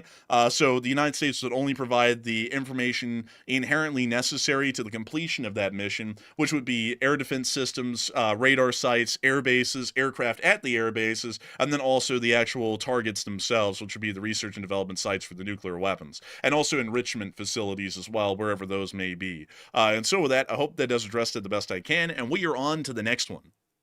And our next question goes to Kim Bennett, who said, do you guys think that if Ukraine takes Crimea back, that would end the war? And would the Taurus missile help make that happen? The Taurus missile would only help in a limited way. It wouldn't really be the changing weapon of the war. It would help a little bit in hitting strategic sites of the Russians, but really, it would be tough to end the war because it seems as though both sides are going to keep it going. Even if Russia got pushed all the way out, they'd still keep it going and just threaten nuclear war as a result. So I don't really think that there is a way at this point to end the war if Ukraine retook Crimea, or if the Taurus was provided to the Ukrainians. I don't really think that's going to be a war-changing weapon. So much so, it's pretty much going to be similar to the Storm Shadow or the Scalp EG and what it did in the war. And also right now, the Ukrainians and the Russians really don't have the ability to break the other's lines. It's pretty much turned into quite literally a stalemate on the front. So I would doubt that the Ukrainians would ever really be able to militarily retake Crimea at this point right now. And so with that, I hope that does address it the best I can. And we are on to the next one. And this one goes to Jörg Reuter, who said, how much value do you enforcers attach to the claim that Ukraine intelligence says there are 3 body doubles of Putin? Honestly, for my personal opinion, I would say that I think it's been established not just by Ukrainian intelligence, but by other analysts as well, that there are body doubles. Now, to the extent that Putin uses those body doubles is the point of contention. Some people say he uses them to go out to public events and speak. That might be a bit of a stretch to me. But if there is a public appearance where Putin is going out simply to be seen, like, for example, he's just sitting in a crowd or he's being seen by a camera, that might be a situation where the body double is used. But I don't think it's as widespread as the intelligence claims. I think it's a little bit more reserved. But I do believe that the body doubles do exist. I think that is something that probably is used. But Enforcer, what do you think? The body doubles do exist, but like Matthew's saying, the body doubles are not making public speaking arrangements and conducting speeches and such things. That is actually reserved for Putin himself, because who's to say, like this would be a concern of a dictator and a very rational one. Who's to say that one of those body doubles one day just doesn't doesn't like being a body double, he decides to go up on stage and announce that they're going to be conducting a genocide of all Siberians within the next week. Like, who's to say that that would not happen? That could happen. These are body doubles, but they're also individual people that have a bit of a wild card variable to them. So they would never be used for public speeches because you never know if they just went off script. And if they did, how do you explain that? You would have to explain that it was a body double, and then that could shake a lot of faith in the government and the Russian public, and also make Putin look incredibly weak. So the speeches are actually being done by Putin. But whenever there's a situation where Putin goes to like an ammunition factory or he goes to a farm, that could easily be a body double because no one's going to know. It's just a photo shoot. He's just out there to take pictures, so it could just be someone who looks like him. But it's not something where, you know, body doubles are literally everywhere all the time and are the ones speaking for Putin. Because also the other thing is that as far as I know, it is incredibly difficult, if not impossible right now with the given medical technology, to actually alter someone's vocal cords to make them sound just like someone else. From what I know, that is pretty much impossible right now, and I could be medically mistaken on that. But that means that it would be impossible to have multiple body doubles that sound just like Putin and look like him. It would be next to impossible. They would look like him, but they wouldn't sound like him. And so that's why there also really wouldn't be an ability to do speeches either. But with that, I hope that does address that well, at least from what I know. There are certainly body doubles out there, but in speaking arrangements and such things, absolutely not. Probably just photo ops, things like that. And also to make sure that the hitmen might not have the same spot. So if Putin is really going out, like Putin is traveling to, say, like a farm in Russia or a store or something like that to make a public appearance, there is going to be a duplicate Putin that is also going to be going to Kazan, and they're going to publicize that event and make it sound like he's also there. So that way a hit team would be thrown off because they'd be like, which one are we going to? Are we going to the Putin in Tver, or are we going to the Putin in Kazan? And then that throws off the chance that they are going to actually end up going to the right Putin. Then that means there's a 50-50 chance that the hitman went to the wrong guy. So with that, I hope that addresses that the best I can. And with that, we are on to the next one. All right. So the next one goes to AF Kaplan, who said, with all the problems that Russia's having with Ukraine, how viable could an attempt to invade Finland and Norway actually be? An attempt to invade Finland and Norway would be a little bit difficult to pull off, considering that a lot of Finland's lands are undeveloped for a large part and do not have any major roadways and are swamps. It actually would be an easily defendable country for the large part. The only area that would be a little bit difficult to defend would be the southern lands. I forgot what these are called. I don't think it's the Lapland. I think the Lapland's up here. But the southern populated lands of Finland would be a little bit more difficult to defend. But beyond that, invading Norway would be a pretty tough sale because most of it is extreme mountain ranges, meaning that offensive actions advancing down the coast of Norway would be pretty difficult. It would take a significant naval invasion of Norway to actually make any ground, and that would have to land somewhere as far south as Trondheim or Bergen or elsewhere. So you would actually be within shooting distance of the Royal Navy, the French Navy, and the German Navy at that point, at a minimum, to be able to try and conduct a naval invasion of Norway that would be successful. Finland would also be very difficult because most of the land in the north is pretty much uninhabited and pretty much underdeveloped to an extreme in terms of infrastructure and roadways, and the south is really the only way where the war or the battle would be fought, which was learned by the Soviets during the Winter War. So it would actually be a bit of a tough one for the Russians to successfully invade either country, but it wouldn't stop them from trying, and it wouldn't stop them from starting a larger world war. So with that, I hope that does address it the best I can. And with that, we are on to the next one. All right. And our next one is actually a super chat. It's a $5 super chat from California Shakes. And thank you for that support, by the way. They said, why would Jelani partner with Russia? Assad is in Russia, and they protected him and also killed Jelani's people. It was a poor strategic decision on his end. I don't know why he went with it, because I think the reality was that the Russians just weren't going to leave. Is probably the truth of it from Hmeimim, and so when they provided him an opportunity to say, we're going to stay here one way or the other, but we'll give you this if you accept us staying here, I think he just went with it for that reason. But it was an absolutely terrible look, because once he did that, I completely changed our opinion of him on this channel. I said he's anti-Western, he's a loose cannon, a wild card, we shouldn't trust him. And so I don't know why he made that decision, and it appears that it was wildly unpopular with the Syrian people, because they're now apparently in open revolt, the Druze, the Western Syrian Arabs. as well as the SDF. They're all in revolt against the Jelani government. So it was a very badly planned kind of a decision.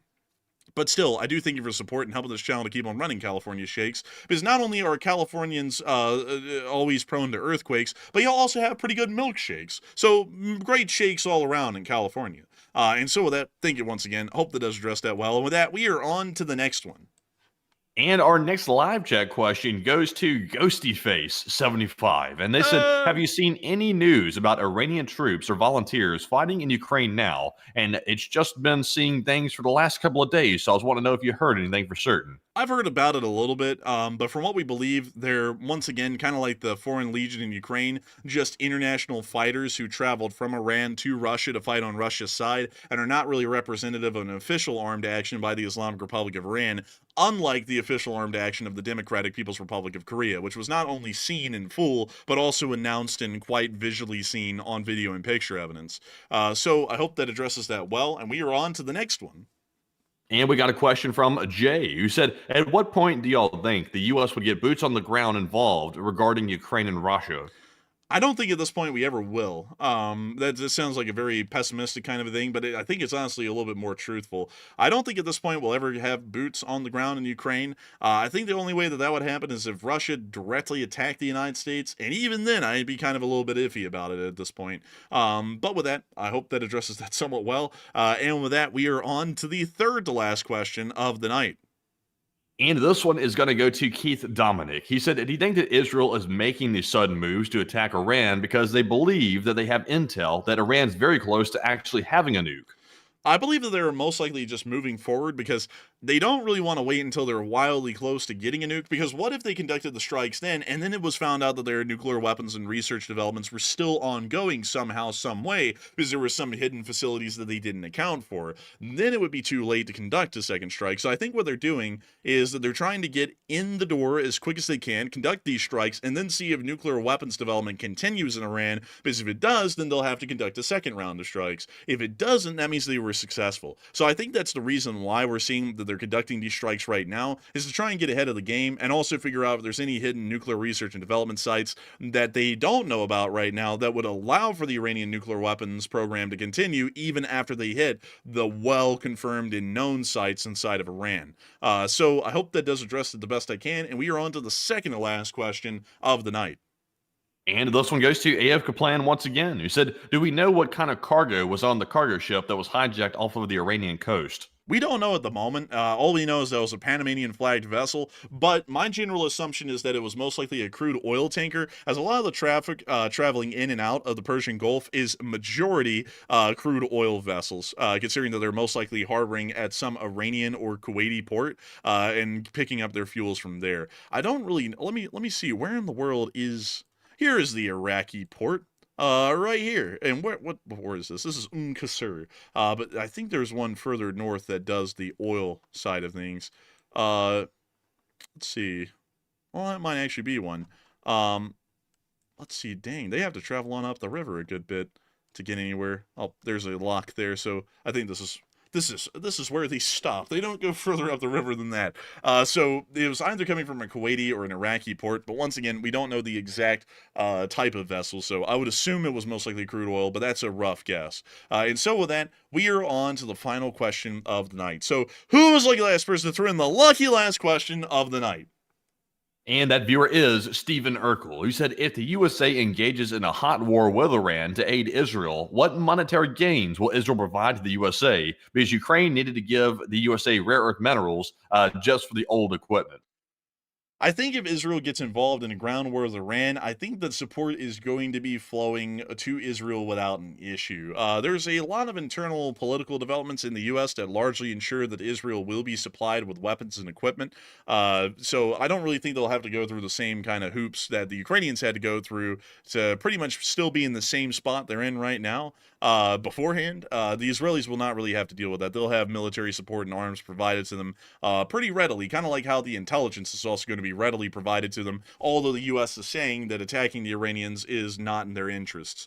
So with that, I hope that does address it the best I can, and we have reached the end of tonight's stream. And I gotta say, what a stream it was, folks. We were able to reach a peak viewership of 9.7 thousand people here tonight, and we also had 66,000 people watch this stream from beginning to end. What a whopper. And I gotta thank you all so much once again for watching this stream and enjoying it, because if you all have, we were absolutely honored and appreciative to have you all here, and we thank everyone who went out of their way to support the channel and help it to keep on running, because while y'all don't have to, y'all are making this channel possible every single day. So with that, we will see you all tomorrow at 10 p.m. Eastern Time to cover the next 24 hours of the news of the war in Ukraine. And if there is enough news to cover tomorrow in the middle of the day, we will be making a short war video. And so with that, good night, good luck, take care, stay safe, Slava Ukraini, and long live the Least Spring Army. The Least Spring Army will never die.